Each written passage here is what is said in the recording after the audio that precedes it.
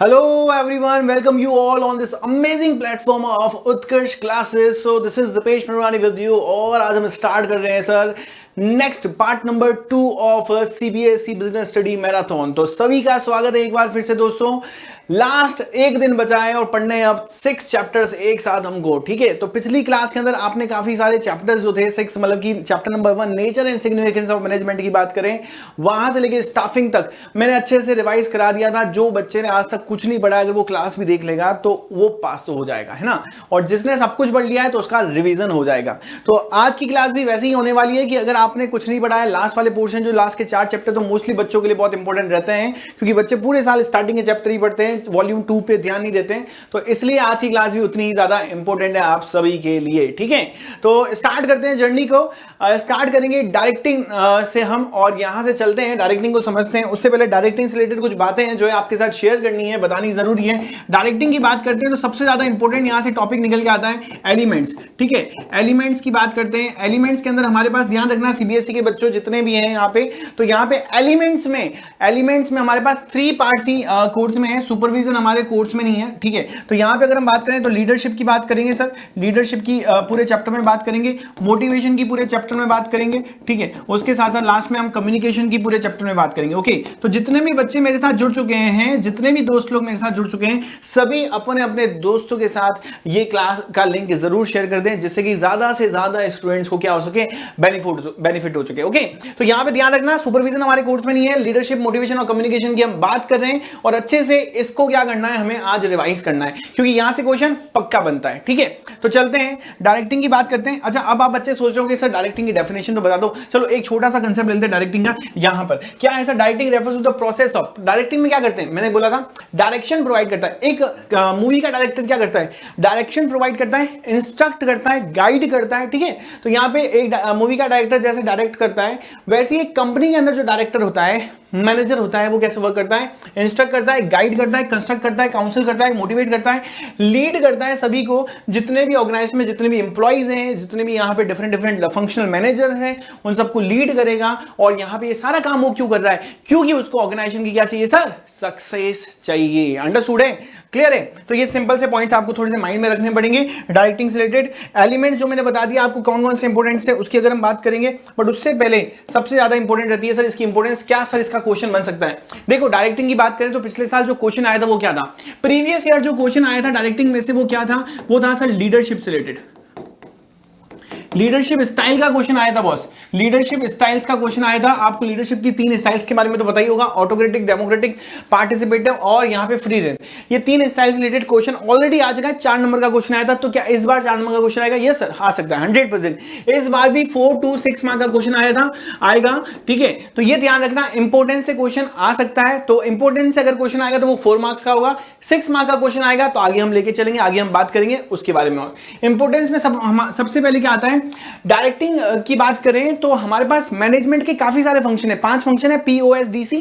तो यहां पे डायरेक्टिंग एक ऐसा फंक्शन है जहां पे काम जो है स्टार्ट होता है, ठीक है। तो एग्जीक्यूशन जो होता है काम का वो यहां पे होता है, इनिशिएशन जो होता है काम का वो यहां पे होता है, एक्शन जो होता है ना वो यहां से स्टार्ट हो जाता है बॉस। मतलब कि इससे पहले हम प्लानिंग कर रहे थे, ऑर्गेनाइजेशन मतलब कि वर्किंग रिलेशनशिप डिफाइन कर रहे थे, फिर हमने बात की यहाँ पे स्टाफिंग की जहां पे हम रिक्रूट कर रहे थे, सेलेक्ट कर रहे थे, ट्रेनिंग दे रहे थे, और फिर आता है डायरेक्शन कि अब सब कुछ हो चुका है, रिक्रूटमेंट, सिलेक्शन, ट्रेनिंग। अब वो जो जितने भी इंप्लॉइज हैं हमारे पास, जितना भी वर्कलोड है जो ऑलरेडी क्लासिफाइड हो चुका है, तो उनको हमें क्या करनी है, यहाँ पे काम स्टार्ट करवाना है, डायरेक्शन स्टार्ट कराना है। मतलब कि होता है ना कि मूवी बनने से पहले मूवी की कास्टिंग डिसाइड होती है, मूवी की स्क्रिप्ट डिसाइड होती है, प्लानिंग है में स्टोरी डिसाइड होती है। वो सब कुछ करने के बाद सब कुछ पता है कि अब इतना काम है और इतने लोग हैं, ये स्टोरी है, ये एक्टर है, ये एक्ट्रेस है, ये सपोर्टिव रोल है, ये विलन है ना, ये सब कुछ क्लियर हो गया। तो अब क्या करना है, अब मूवी को बनाना स्टार्ट करना है, और वो मूवी को बनाना स्टार्ट डायरेक्टर करता है और डायरेक्शन होता है। तो यहां पे डायरेक्टिंग की बात वैसे ही कहते हैं, डायरेक्टिंग जो मैनेजमेंट के अंदर है वो एक्शन को इनिशिएट करता है, ठीक है। नेक्स्ट आता है इंटीग्रेट ग्रुप एक्टिविटी। ऑब्वियसली यहां पे डायरेक्शन हम किसी एक पर्सन को नहीं दे सकते, मैनेजमेंट भी ग्रुप एक्टिविटी का होता है, तो डायरेक्शन भी किसी एक चीज का नहीं होगा, डायरेक्शन जो होगा वो सबको एक साथ दिया जाएगा, ग्रुप एक्टिविटी का डायरेक्शन होगा। अंडरस्टूड? मींस ऑफ मोटिवेशन, क्योंकि डायरेक्टिंग में एक चीज नहीं है सर, डायरेक्शन में डायरेक्टर का काम क्या होता है सर, लीड भी करता है, मोटिवेट भी करता है, काउंसिल भी करता है ना, यहां पे इन सारी चीजों में क्या करता है, हेल्प करता है। तो डायरेक्टिंग क्या है, डायरेक्शन क्या है, ये मोटिवेशन का एक टाइप है we can say. Okay, next, directing facilitate changes. यहां पे ऑर्गेनाइजेशन में बहुत सारे चेंजेस हो गए, जैसे कोविड के बाद बहुत सारी चीजें जो ऑफलाइन बेसिस पे चलती थी वो ऑनलाइन बेसिस पे आ गई। अब जैसे ही वो ऑनलाइन मोड पे आई तो काफी लोग जो पहले से ऑफलाइन मोड पे काम कर रहे थे, जो टेक्नो फ्रेंडली नहीं थे, उन्होंने रेजिस्ट किया कि हमें ये काम नहीं करना, हमें ऑनलाइन ही, हमें तो ऑफलाइन ही करना। बट वो पॉसिबल था क्या? नहीं। तो बहुत सारे लोगों ने रेजिस्ट किया, तो उसके बेसिस पे वहां पे डायरेक्शन काम आता है कि उनको समझाया जाता है, सारे इंप्लॉइज को समझाया जाता है कि नहीं, उनको लीड किया जाता है कि नहीं, इस तरीके से अगर आप काम करोगे तो आपके लिए भी बेनिफिट है, क्योंकि जनरेशन चेंज हो रही है, टेक्नोलॉजी चेंज हो रही है। तो हो सकता है अगर आप है ना ऑफलाइन मोड पे ही काम करते रहोगे तो हो सकता है आपको अपनी जॉब नहीं मिल पाए इन फ्यूचर, बट अगर आप ऑनलाइन मोड पे आ जाओगे, टेक्नो फ्रेंडली बन जाओगे, तो क्या होगा, यहां पर आपको और ज्यादा मौके, अपॉर्चुनिटीज मिल सकती है। तो फैसिलिटेट चेंजेस, जो लोग अपोज करते हैं, रेजिस्ट करते हैं, उनके लिए आगे एक है ना फ्यूचर अपॉर्चुनिटी प्रोवाइड करना, अच्छे से लीड करके, अच्छे से गाइड करके। प्रोवाइड स्टेबिलिटी है ना, balance in the organisation. Stability बहुत जरूरी है ना, यहां पर डायरेक्शन प्रोवाइड करना बहुत जरूरी है। देखो क्या होता है ना, कभी कभी एम्प्लॉय पूरे दिन काम करता रहता है, वो सब कुछ चल रहा है, सही है, 9 to 5 की जॉब कर रहा है ना, सुबह जा रहा है, शाम को आ रहा है, सब कुछ सही चल रहा है, बट फिर भी वो कभी कभी काम करते करते फ्रस्ट्रेट हो जाता है। तो डायरेक्शन यहाँ पे हेल्प करता है, उसको लीड करता है, उसको मोटिवेट करता है। भाई आपकी जो ऑफिशियल जॉब है वो तो चल ही रही है, बट उसके साथ साथ उसको साइड में मोटिवेट भी किया जाता है। कभी कभी उसकी घर की प्रॉब्लम भी उसके साथ शेयर की जाती है पर्सनली बैठ के। तो ये सारी चीजें यहाँ पे चलती रहती है, एक लीडर, डायरेक्टर ये सारे काम करते रहते हैं अपने सारे एम्प्लॉइज के साथ। ठीक है, तो ये सारे पॉइंट्स हमारे पास क्लियर हो गए इंपोर्टेंस के अंदर। तो ये ध्यान रखना, इंपोर्टेंस में अभी जो मैंने बातें समझाई है वो आप एग्जांपल के तौर पे यूज कर सकते हो, और थोड़ा सा एज सच एनसीईआरटी तो आपने रीड की होगी, तो जो बातें मैंने बोली है उसको आप इंग्लिश में ट्रांसलेट करके भी लिख सकते हो। तो यहां पे आप ध्यान रखें, ये पॉइंट्स, की पॉइंट्स जरूर ध्यान रखें इंपोर्टेंस के। 4 पॉइंट्स आपको याद रखने ही रखने, 5 तो पूछेगा नहीं, बट 4 पॉइंट्स आपको याद रखने। ठीक है, चलें थोड़ी सी और आगे बात करें, एलिमेंट्स की बात करें। ये जो है सुपरविजन हमारे कोर्स में नहीं है, तो ये ध्यान रखना, हमको नहीं पढ़ना है। ओके, तो not in a course. Leadership हमारे कोर्स में, मोटिवेशन हमारे कोर्स में, और कम्युनिकेशन हमारे कोर्स में, उसकी हम बात करेंगे। ठीक है, चलो तो थोड़ी सी बात करने से के लिए हमें आगे बढ़ना पड़ेगा। सुपरविजन कोर्स में नहीं है एज सच, आप सबको पता है, बट कोर्स में क्या है, सबसे इंपॉर्टेंट बात यहां पे। ठीक है, तो सबसे इंपॉर्टेंट बात है जो अभी हम शेयर करेंगे, फिर हम आगे बातें और करेंगे। तो ये ध्यान रखना, होली हंगामा ऑफर चल रहा है, क्योंकि आप सब जो है यहाँ पे क्लास 12th जो है के बच्चे हैं, और ऑब्वियसली क्लास 12 पास हो जाओगे, तो उसके आगे क्या करना है, उसके आगे आप सीयूईटी की प्रिपरेशन कर रहे होंगे। तो होली हंगामा ये जो धूम मचा रहे हैं उत्कर्ष क्लासेस के अंदर हम, तो यहाँ पे 90% तक का जबरदस्त डिस्काउंट मिला है सारे के सारे कोर्सेज पे। मतलब कि अगर आपके यहाँ पे फ्रेंड्स या फिर आपके जो भी जूनियर्स हैं उनको आप यहाँ पे रेफर कर सकते हो। क्लास 6 से लेकर 12 तक के सारे कोर्सेज पे 90% तक की हम धूम मचा रहे हैं, और है ना यहाँ पे जबरदस्त डिस्काउंट प्रोवाइड कर रहे हैं for the new academic session 2024-25 Hindi, English medium, CBSE, RBSE, MP, UP, Bihar board. मतलब कि एक साथ हम बहुत सारे बोर्ड्स पे है ना काम करने वाले, और सबके बोर्ड की क्लासेस भी डिफरेंट डिफरेंट होने वाली है, टेंशन ना लें। तो 6 to 8 का अगर बच्चा है तो 1600 में वो कोर्स जो है बाय कर सकता है। 9 to 10 का बच्चा 2500 में, 11 to 12 का बच्चा आर्ट्स का हो, कॉमर्स का हो या साइंस का हो, अब यहाँ पे 3000 में वो कोर्स बाय कर सकता है। एक चीज और याद रखना, ये जो कोर्स की प्राइस है वो पर मंथ नहीं है, ये पूरे साल का, पूरे एकेडमिक सेशन का आपका प्राइस है, जो कि सिर्फ लिमिटेड टाइम के लिए है। और टाइम पीरियड कितना है सर, यहाँ पे ध्यान रखना, इस हंगामा में करते करते 21 से 28 मार्च तक आपके पास टाइम है। तो इसी टाइम पे आपको भी धूम मचा लेनी है। उत्कर्ष है ना, यहाँ पर ऐप डाउनलोड करके, कहां से डाउनलोड करना है सर, यहाँ पे गूगल प्ले से और ऐप स्टोर से आप डाउनलोड कर सकते हैं, और जल्दी जल्दी कोर्स बाय कर सकते हैं। ओके, तो ये बात का आप ध्यान रखें। उसके साथ साथ जो भी बच्चे हैं यहाँ पर, ठीक है, जितने भी बच्चे हैं यहाँ पर, तो जो भी ऑनलाइन कोर्स है ना उत्कर्ष के अंदर है 6 to 12 को लेकर, उस पे 90% का हम यहाँ पे डिस्काउंट आपको प्रोवाइड कर रहे हैं। डेट याद रखें, 21 से 28 मार्च। और ये स्पेशल ऑफर, ये जो स्पेशल ऑफर है, ये कलरफुल ऑफर है आपकी लाइफ में कलर फुलफिल करने के लिए, और हम चाहते हैं वो हो जाए, और इसलिए आप इस कोर्स को बाय कर सकते हैं। तो चलिए आगे थोड़ा सा और डायरेक्टिंग की बात करेंगे हम। यहाँ पे एलिमेंट्स की बात की थी, अब सबसे पहला एलिमेंट स्टार्ट करते हैं मोटिवेशन। मोटिवेट, देखो जब भी किसी भी पर्सन को मोटिवेट किया जाता है तो उसकी तारीफ कर दो तो भी मोटिवेट हो सकता है, या फिर उससे कुछ क्या कर दो है ना, उससे कुछ बोनस प्रोवाइड कर दो, उसको कुछ कमीशन प्रोवाइड कर दो तो भी वो मोटिवेट हो जाएगा। भाई पापा कहते हैं कि तो 12th में अच्छे मार्क्स लेकर आ जाएगा तो तुझे मैं क्या दिला दूंगा, BMW दिला दूंगा, या फिर कोई कार गिफ्ट कर दूंगा, या फिर कोई अच्छी आपकी फेवरेट बाइक वो है वो गिफ्ट कर देंगे। तो इन सच केस में आप क्या होगे, थोड़ी सी मेहनत करोगे और सोचोगे कि भाई पास ही तो होना है, पास हो जाएंगे, और कोई कह रहा है अच्छे मार्क्स लाएंगे तो लेकर आ जाएंगे, पूरे साल पढ़ाई की है तो ये भी कर सकते हैं, तो पास होना तो बड़ा इजी है ना, ऊपर से सीबीएसई के स्टूडेंट। तो यहाँ पे क्या हो रहा है, मोटिवेशन मिल रहा है आपको कि आपको आपके माइंड में क्या चल रहा है, कार आ जाएगी, बाइक आ जाएगी, आईफोन आ जाएगा, whatever it is to be. तो यहाँ पे मोटिवेशन मिल गया है ना किसी चीज को लेकर, तो किसी पर्टिकुलर वे से, किसी मेथड से मोटिवेशन मिलता है, या फिर कोई आपकी बहुत तारीफ कर रहा है तो भी मोटिवेशन मिल जाता है। तो ऑर्गेनाइजेशन के अंदर एम्प्लॉइज की तारीफ की जाती है, उनको डिफरेंट डिफरेंट मोटिवेशन के कमीशन, बोनस, ये सारी चीजें दी जाती है। तो यहाँ पे पढ़ लेते हैं, process of stimulating and inspiring the people at a work accomplish their desired goal, मतलब कि उनके जो भी डिजायर्ड गोल है उनको कंप्लीट करने के लिए यहाँ पे मोटिवेशन दिया जाता है। मोटिवेशन की बात करें तो यहाँ पे 3 टर्म को समझना बहुत जरूरी है। कौन कौन सी 3 टर्म्स हैं, 3 टर्म्स हैं, ये देखो बच्चे याद रखेंगे, एमसीक्यू क्वेश्चन में आ सकती है। मोटिव, मोटिवेटर, ठीक है, एंड मोटिवेशन, ठीक है। ये 3 टर्म्स जो है बच्चों, ये अगर आप याद रखेंगे तो जिंदगी भर, है ना, यहां पे आप इनको भूल नहीं पाएंगे। क्या क्या है सर? मोटिव का मतलब होता है ऑब्जेक्ट, मोटिव का मतलब एम। जैसे अभी आपने ये क्लास अटेंड की तो आपका ऑब्जेक्ट क्या है दोस्तों, आपका एम क्या है? आपका एम है कि मुझे 6 से लेकर 12 तक के जो चैप्टर्स हैं, 7 to 12 चैप्टर हैं, वो जल्दी जल्दी कंप्लीट करने हैं और कोशिश करना है सर को रेगुलर सुनते रहें और छोटे छोटे शॉर्ट नोट्स बन रहे हैं तो वो बनाते रहें, ठीक है, कोशिश यही करनी है, ठीक है। और यहां पर आपके पास बुक है तो बुक को सामने रखो और जो टॉपिक मैं पढ़ा रहा हूं उसको रीड करते रहो और मेरी बात सुनते रहो, ठीक है। तो ये आपका एम होना चाहिए, ये आपका ऑब्जेक्टिव होना चाहिए। अभी आपका एम क्या है भाई? 12th में अच्छे मार्क्स लेके आने।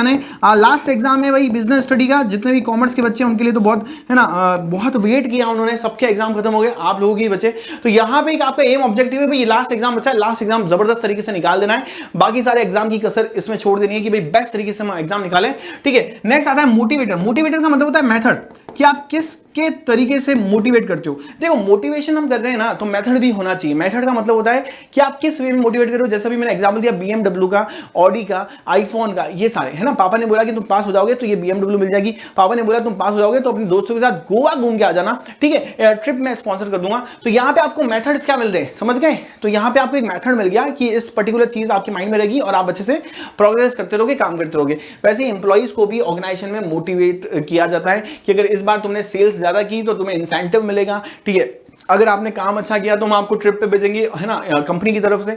तो ऐसे मोटिवेटर मतलब कि मेथड की बात की जा सकती है, टेक्निक की बात की जा सकती है और वेज की बात की जा सकती है। अंडरस्टूड, ठीक है। नेक्स्ट अगर हम बात करें मोटिवेशन, मोटिवेशन क्या है सर? मोटिवेशन इन सबको कराने का क्या है सर? मोटिवेशन इन सारे काम को कराने का प्रोसेस है। मोटिवेशन क्या है सर? ये जो जितना भी काम हो रहा है सर उन सबको कराने का क्या है सर? प्रोसेस है। ये चीज का हमें ध्यान रखना है। अंडरस्टूड। तो 3 टर्म्स क्लियर हो गई, मोटिव, मोटिवेटर एंड मोटिवेशन, ठीक है। थोड़ी और बात करेंगे मोटिवेशन से रिलेटेड। तो जब हम बात करते हैं मोटिवेशन से रिलेटेड तो सबसे इंपॉर्टेंट चीज आती है मास्लो सर की थ्योरी। मास्लो सर की जो थ्योरी है सर, अब्राहम मास्लो इनका नाम है, ठीक है, अब्राहम मास्लो इनका नाम है। और अब्राहम मास्लो ने बहुत जबरदस्त, है ना, बहुत जबरदस्त मोटिवेशन की थ्योरी दी है, जिनमें इन्होंने रिसर्च की है और रिसर्च के बेसिस पे ये कहते हैं कि ये जो थ्योरी है ना 60 to 70% लोगों पे एज इट इज एप्लीकेबल होती है। ये जो थ्योरी है 60 से 70% लोग जो है दुनिया के अंदर उनको रिसर्च करके, उनके सैंपल्स लेके, उनसे बात करके ये थ्योरी पे रिसर्च किया गया है और उसको एप्लीकेबल किया गया, तभी तो जाके आपकी बुक में आई है, इतने टाइम से चलती आ रही है, ठीक है। तो ये जो मास्लो सर की थ्योरी है इसमें 5 पॉइंट याद रखने। क्या एग्जाम में आने के चांसेस है? तो बहुत ज्यादा चांसेस रहते हैं सर आपके एग्जाम में आने के, ठीक है। तो एग्जाम में आने की चांसेस रहती है और सभी बच्चों को ये पढ़ना जरूर है। क्या थ्योरी कहती है सर?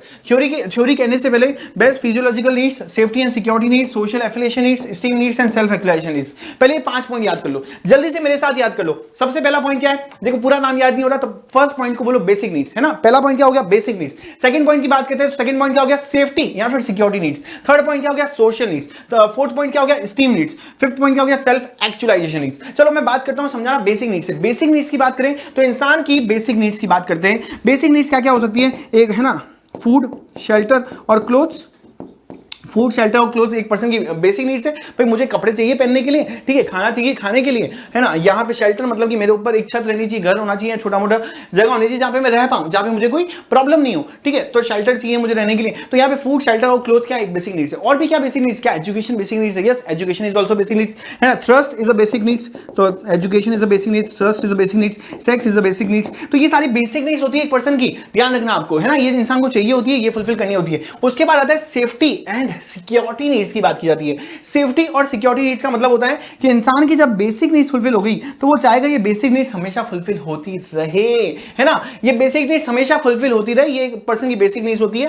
तो यहाँ पे सेफ्टी और सिक्योरिटी नीड्स में होता है कि वो चाहता है कि वो कम से कम इतनी उसकी सैलरी हो, कहीं पे उसकी जॉब लग जाए, इतनी उसकी सैलरी हो कि वो अपनी फर्स्ट वाली नीड्स को हमेशा फुलफिल कर पाए। कम से कम उसकी इतनी सैलरी हो कि वो अपनी फर्स्ट वाली बेसिक नीड्स को हमेशा फुलफिल करता रहे, ये होती है उसकी सिक्योरिटी नीड्स। और वो फ्यूचर के लिए भी कुछ ना कुछ सेव करता रहता है। वो फ्यूचर के लिए भी क्या करता है, यहां पर सिंपल सी बात है, फ्यूचर के लिए भी यहां पे कुछ ना कुछ इंश्योरेंस कराता है जिससे उसकी सेफ्टी होती है, ठीक है। तो ये सारी चीजों का ध्यान, जब ये नीड्स फुलफिल हो जाएगी तो इंसान क्या सोचेगा, थोड़ा और आगे बढ़ने को सोचेगा, क्योंकि इंसान है ना, उसकी लालच तो हमेशा रहती है, ग्रीडी तो हमेशा रहता है। तो अब आता है जैसे ही हमारी सेफ्टी और सिक्योरिटी नीड्स फुलफिल हो गई तो हम चलते हैं सोशल नीड्स की तरफ। सोशल नीड्स क्या कहती है कि भाई अब मुझे यहाँ पे जॉब वॉब मिल गई है, कोई दिक्कत नहीं है, मेरी है ना जो बेसिक नीड्स है वो फुलफिल है, सोशल नीड्स है वो फुलफिल है। अब मैं चाहूंगा कि लोगों से कॉन्टैक्ट बनाऊं, मेरे फ्रेंड्स बने, मेरी गर्लफ्रेंड बने, है ना, यहाँ पे मैं एक रिलेशनशिप क्रिएट करना चाहूंगा, लोगों के साथ है ना बैठना उठना बैठना करना पाऊंगा। तो यहां पे क्या होगा, यहां पे बिलोंगिंग नीड्स की नीड्स होगी, जहां पे उसके लव, केयर, फ्रेंडशिप, अफेक्शन, ये सारी चीजें आएगी यहां पे,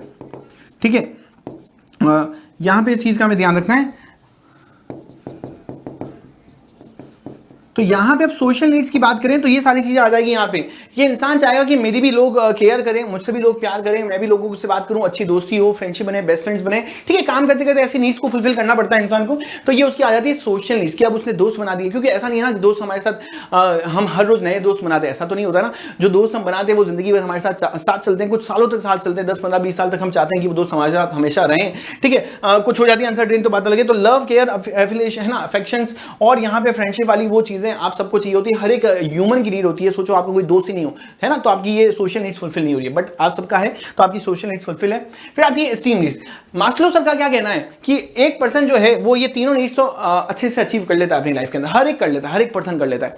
उसके बाद आती है एस्टीम नीड्स। एस्टीम नीड्स की बात करें तो यहाँ पे क्या कहती है सर, एस्टीम नीड्स की बात करें, एस्टीम नीड्स मास्लो सर का कहना है कि बहुत रेयर लोग होते हैं जो एस्टीम नीड्स को अचीव कर जाते हैं। 5 to 10% पीपल ही जो होते हैं वो एस्टीम नीड्स को। अब एस्टीम नीड्स होती क्या है सर, एस्टीम नीड्स का मतलब होता है कि यहाँ पे एक पर्सन को अपना पॉजिटिव अप्रोच रखना होता है। वो सोचता है कि जहां पे भी जाऊं वहां पे मेरी रिस्पेक्ट हो, जहां पे भी जाऊं वहां पे लोग खड़े हो जाए और मेरे बारे में बात करें, अच्छी अच्छी बातें करें, पॉजिटिव है ना, यहाँ पे बात चलती रहे। तो यहाँ पे बच्चे है ना, उस पर्सन को क्या चाहिए सर, रिस्पेक्ट चाहिए, रिस्पेक्ट चाहिए, उसका पॉजिटिव एटीट्यूड होगा वहां पर, ठीक है, उसका पॉजिटिव एटीट्यूड होगा। वो चाहेगा मुझे रिस्पेक्ट मिलती रहे, है ना, मुझे यहाँ पे रिकग्निशन मिलती रहे, यहाँ पे अच्छा काम होता रहे। नेक्स्ट आता है सर, क्योंकि मैंने बोला कम लोग अचीव कर पाते, 5 to 10% लोग। नेक्स्ट आता है सर सेल्फ एक्चुअलाइजेशन नीड्स, मतलब कि वो जो चाइल्ड में चाहता था लाइफ में, एक पर्सन जो लाइफ में आपने एम रखा है वो आपने अचीव कर लिया है, ठीक है। आपका कोई भी एम हो सकता है, जैसे आप सबका जो एम है यहाँ पे, आप सबका जो एम है उसकी अगर हम बात करें तो जो भी आप एम चाहते हो वो आप है ना यहाँ पे अचीव कर पाए तो उसकी बात करेंगे। क्लियर है, तो ये पॉइंट्स क्लियर है, जो भी आपके एम थी वो अचीव हो गए। और यहाँ पे हमने मास्लो की जो नीड थी, हायरार्की थ्योरी भी बोल सकते हैं इसको, मास्लो सर की यहाँ पे मोटिवेशनल थ्योरी भी बोल सकते हैं इसको। तो जिस भी नाम से क्वेश्चन आएगा, ये क्वेश्चन 1-2 मार्क्स का नहीं आएगा बेटा, 4 से 6 नंबर का क्वेश्चन आएगा, ठीक है। 4 to 6 मार्क का क्वेश्चन आने वाला है यहाँ पे, और मेरे ख्याल से सारे बच्चे जो है ना, सारे बच्चे ये अच्छे से कर सकते हैं। 4 to 6 मार्क का क्वेश्चन, ओके। चलो थोड़ी सी आगे बढ़ते हैं, आगे बढ़ेंगे। और मास्लो सर की थ्योरी तो हमने कंप्लीट कर ली है। अब यहां पे बात आती है सर जो हमारी इंसेंटिव्स है। देखो मैं चाहता हूं, मैं किसी को मोटिवेट करना चाहता हूं, तो मास्लो सर की थ्योरी सुना के तो मोटिवेट कर नहीं सकता, तो यहां पे मुझे कुछ मोटिवेटर यूज करने पड़ेंगे। मोटिवेटर का मतलब क्या होता है, मुझे उसके कुछ ना कुछ है ना यहाँ पे लालच देना पड़ेगा, यहाँ पे मुझे बोलना पड़ेगा तुम ये वाला काम कर लोगे, तुम ये चैप्टर कर लोगे तो मैं तुम्हें ये गिफ्ट दूंगा, या पापा बोलते हैं तुम पास हो जाओगे तो तुम्हें ये गिफ्ट दूंगा। या वैसे ही ऑर्गेनाइजेशन के अंदर है ना, एक मैनेजर अपने एम्प्लॉइज को बोलता है, सबऑर्डिनेट्स को बोलता है कि तुम ये काम कर लोगे तो तुम्हें इतना इंसेंटिव मिलेगा। तो यहाँ पे 2 तरीके से मोटिवेट किया जा सकता है। एक तो होता है कि हम फाइनेंशियल इंसेंटिव दें, क्या दें, फाइनेंशियल, जिसकी मैं बात अभी करने वाला हूं। एक होता है नॉन फाइनेंशियल, ठीक है, नॉन फाइनेंशियल। देखो फाइनेंशियल इंसेंटिव की बात करें तो क्या होता है, फाइनेंशियल इंसेंटिव की बात करें तो यहां पे क्या होता है, फाइनेंशियल इंसेंटिव में आपको मनी से रिलेटेड कुछ इंसेंटिव दिए जाते हैं। ऑब्वियसली फाइनेंशियल इंसेंटिव उन एम्प्लॉइज के लिए होता है जिनकी मोस्टली सैलरी या फिर लोअर लेवल पे काम करते हैं, जिनको मनी से है ना फर्क पड़ता है कि अगर किसी पर्सन को 5,000 दे दिए है ना, एक दिन के एक्स्ट्रा दे दिए या कुछ मंथ का कुछ ऐसा इंसेंटिव मिल गया, तो ये फाइनेंशियल इंसेंटिव से खुश हो जाते हैं। नॉन फाइनेंशियल इंसेंटिव जो कि टॉप लेवल पे काम करते हैं, जिनको पैसों से नहीं फर्क पड़ता, क्योंकि उनकी सैलरी इतनी हाई है तो उनको इंसेंटिव 5,000 का मिलेगा तो उनको कोई फर्क नहीं पड़ेगा, but what they want appreciation from the higher level. Director से अप्रिशिएशन चाहिए उनको। वो चाहते हैं कि यार मेरी सैलरी 2,50,000 10,000 का बोनस देके मुझ पे क्या एहसान कर रहे हो। वो कहते हैं कि मुझे ना एक बड़ी सी कॉन्फ्रेंस में बुलाओ और 1000 लोग वहां बैठे हैं, तो वहां पे मेरा अप्रिशिएशन दो, मुझे सर्टिफिकेट दो, है ना, यहाँ पे कॉन्फ्रेंस के अंदर उनका नाम लेके उनके लिए क्लैपिंग करवाओ। तो ये होता है नॉन फाइनेंशियल इंसेंटिव, ठीक है, अंडरस्टूड। तो यहाँ पे फाइनेंशियल इंसेंटिव की बात करें तो क्या क्या हो सकता है? पे एंड अलाउंसेस, ऑब्वियसली जो पर्सन की सैलरी है वो भी उसका इंसेंटिव ही तो है। आज एक मोटिवेशन होता है ना, मैं आज यहाँ पे काम कर रहा हूं तो कोई मोटिवेशन दोगा। मैं मानता हूं कि टीचिंग मेरा पैशन है, बट उसके पीछे मोटिवेशन भी तो कुछ होना चाहिए। मोटिवेशन ये कहता है कि भाई हाँ मंथ के एंड में एक बहुत अच्छा सैलरी अमाउंट मिलने वाला है, तो ये एक मेरा क्या हो जाएगा, यहाँ पे मोटिवेशन है। तो पे एंड अलाउंसेस मतलब कि सैलरी की बात करें, अच्छा सैलरी के साथ साथ क्या मिल रहा है? सैलरी के साथ साथ मुझे ट्रैवलिंग के लिए यहाँ पर क्या मिल रहा है ना, बहुत सारे अलाउंसेस मिल रहे हैं, ठीक है, मुझे बाहर जाने के लिए अलाउंसेस मिल रहे हैं, हेल्थ इंश्योरेंस मिल रहा है, और ऐसे बहुत सारे अलाउंसेस जो है मुझे साथ में मिल रहे हैं, ठीक है। नेक्स्ट आता है कि कंपनी क्या कहती है? कंपनी कहती है कि इस पर्टिकुलर प्रोजेक्ट को आप कंप्लीट करो। कंपनी कहती है इस पर्टिकुलर प्रोजेक्ट को आप कंप्लीट करो, और प्रोजेक्ट कंप्लीट होती आपको क्या दिया जाएगा?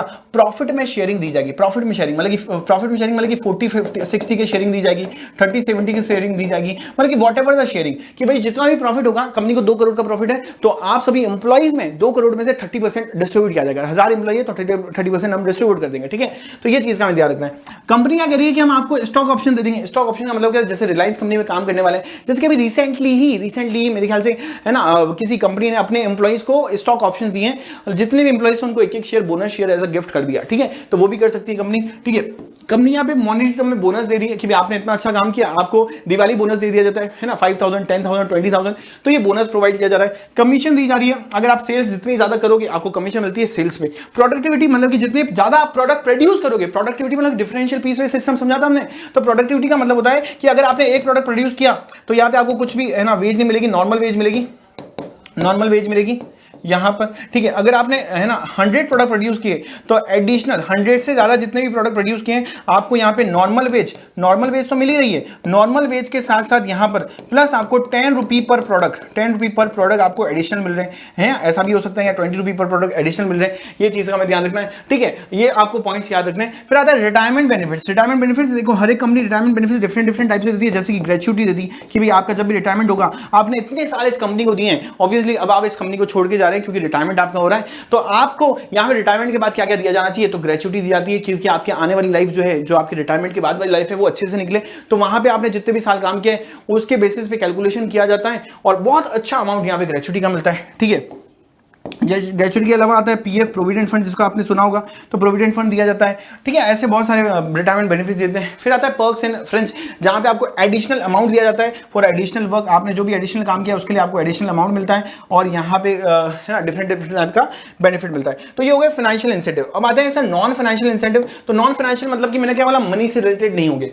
अब यहाँ पे नॉन फाइनेंशियल में क्या है, आपके स्टेटस में है ना इंप्रूवमेंट दिया जाता है कि भाई आप पर्टिकुलर इस पोजीशन पे काम कर रहे हो, ठीक है, आपने असिस्टेंट मैनेजर की पोस्ट पे काम कर रहे हो, अब आपके अंदर इंप्रूवमेंट क्या किया जाएगा, आपको मैनेजर की पोस्ट पे काम कर दिया जाएगा, ठीक है, मैनेजर की पोस्ट पे आप काम कर लोगे, ठीक है। ऑर्गेनाइजेशन क्लाइमेट की बात करें तो ऑर्गेनाइजेशन क्लाइमेट मतलब मैं आपको एक है ना पर्सनल बात बता रहा हूं, अपनी पर्सनल बता रहा हूं कि if I am working in the Utkarsh classes ना, तो यहां का जो क्लाइमेट है ना वो इतना अच्छा है। अगर मुझे कहीं और पे जॉब है ना यहां पे मिल भी जाए तो सबसे ज्यादा मैं चीज मिस क्या करने वाला हूं, वो होता है यहां का क्लाइमेट, ठीक है। तो organization climate is the best thing that working environment जिसको हम बोल सकते हैं। तो वर्किंग एनवायरमेंट जो होता है वो बहुत इंपॉर्टेंट पोर्शन होता है वर्किंग एनवायरमेंट। जैसे कि आप अपनी स्कूल को जाना पसंद करते हैं क्योंकि वहां का वर्किंग एनवायरमेंट अच्छा होगा, वहां के आपके क्लासमेट बहुत अच्छे हैं इसलिए आप जाना पसंद करते हैं। अगर आप जाना पसंद नहीं करते हो तो हो सकता है आपकी कम्युनिटी, आपकी क्लास फ्रेंड्स जो हैं वो इतने अच्छे नहीं हो, वहां का एनवायरमेंट इतना अच्छा नहीं हो जो आप पसंद नहीं करते होंगे, ठीक है। तो वहां पे क्लाइमेट, तो जैसे कि मुझे इस प्लेस पे आना बहुत अच्छा लगता है, क्यों? क्योंकि यहाँ का क्लाइमेट बहुत अच्छा है। नेक्स्ट आते हैं सर करियर एडवांसमेंट अपॉर्चुनिटी। आपको कुछ चैलेंजिंग सिचुएशन देते रहते हैं, जिससे आपकी क्या होती है, करियर जो होता है वो बिल्ड होता रहता है, ऊपर जाता रहता है। जॉब एनरिचमेंट असाइनमेंट, वही चैलेंजिंग जॉब यहाँ पे अभी मैंने बताया। नेक्स्ट आता है करियर एडवांसमेंट के अंदर आपको जैसे कि कंपनी करेगी हम एमबीए हम प्रोवाइड करें, आपने इतना अच्छा काम किया, आप ऑलरेडी चार्टेड अकाउंटेंट हो या बीकॉम क्वालिफाइड हो, तो अब आप क्या करो, एमबीए करो। हमने बोला हम एमबीए तो कर लेंगे बट फिर जॉब का क्या होगा, तो क्या आप एमबीए करो और उस एमबीए का जो जितना भी एक्सपेंसेस होता है वो हम आपको दे दें, तो करियर एडवांसमेंट कर रहे हैं, ठीक है। यहाँ पे जॉब एनरिचमेंट मतलब कि चैलेंजिंग सिचुएशन देती है। एम्प्लॉय रिकग्निशन प्रोग्राम कंपनी रखती है, जिसमें क्या होता है एक एम्प्लॉय को एक सेमिनार के अंदर, बहुत सारे एम्प्लॉयज को सेमिनार के अंदर, कॉन्फ्रेंसेस के अंदर, ठीक है, यहाँ पे सम्मानित किया जाता है, ऑनर किया जाता है कि आपने इतना अच्छा काम किया, 3 साल 4 साल 5 साल, employee of the year, employee of the month, ठीक है, ऐसे करके, ठीक है। जॉब सिक्योरिटी क्या होती है, आपका एक जॉब एग्रीमेंट होता है। जैसे मैं यहाँ पे काम कर रहा हूँ और मुझे पता है कि मेरा 5 साल का एग्रीमेंट साइन है, तो मतलब 5 इयर्स के लिए, अनलेस और अदरवाइज मैं अगर कोई नेग्लिजेंसी करूँ तो बात अलग है, बट 5 इयर्स के लिए मेरा ये एग्रीमेंट एकदम फिक्स्ड है और मुझे कोई टेंशन लेने की जरूरत नहीं है, ठीक है। तो एम्प्लॉइज पार्टिसिपेशन, एम्प्लॉय का पार्टिसिपेशन होता है डिफरेंट डिफरेंट एक्टिविटीज के अंदर। मतलब कि ऑब्वियसली यहाँ पर आप किसी कंपनी में काम कर रहे हो तो सारे डिसीजन तो टॉप लेवल ले रहा है, बट टॉप लेवल आपको बुला बुला के पूछ रहा है कि कंपनी के लिए हमें क्या करना चाहिए, कंपनी के लिए हमें आगे क्या सोचना चाहिए, आप कुछ प्लान दो, आप कुछ आइडियाज दो। तो मतलब कि कंपनी आपको इतना अच्छा मानती है कि आपको वो है ना मेजर डिसीजंस के लिए पार्टिसिपेट करवा रही है। तो एम्प्लॉय पार्टिसिपेशन भी बहुत इंपॉर्टेंट है। नेक्स्ट आता है सर ऑटोनॉमी, एम्प्लॉय और एम्पावरमेंट, ठीक है। तो ये सारी बातों का मैं ध्यान रखना। ये थे नॉन फाइनेंशियल इंसेंटिव की हम बात कर रहे हैं, ठीक है। 2 इंसेंटिव थे, एक तो फाइनेंशियल इंसेंटिव था, एक था नॉन फाइनेंशियल इंसेंटिव। जल्दी से इसको नोट डाउन करें।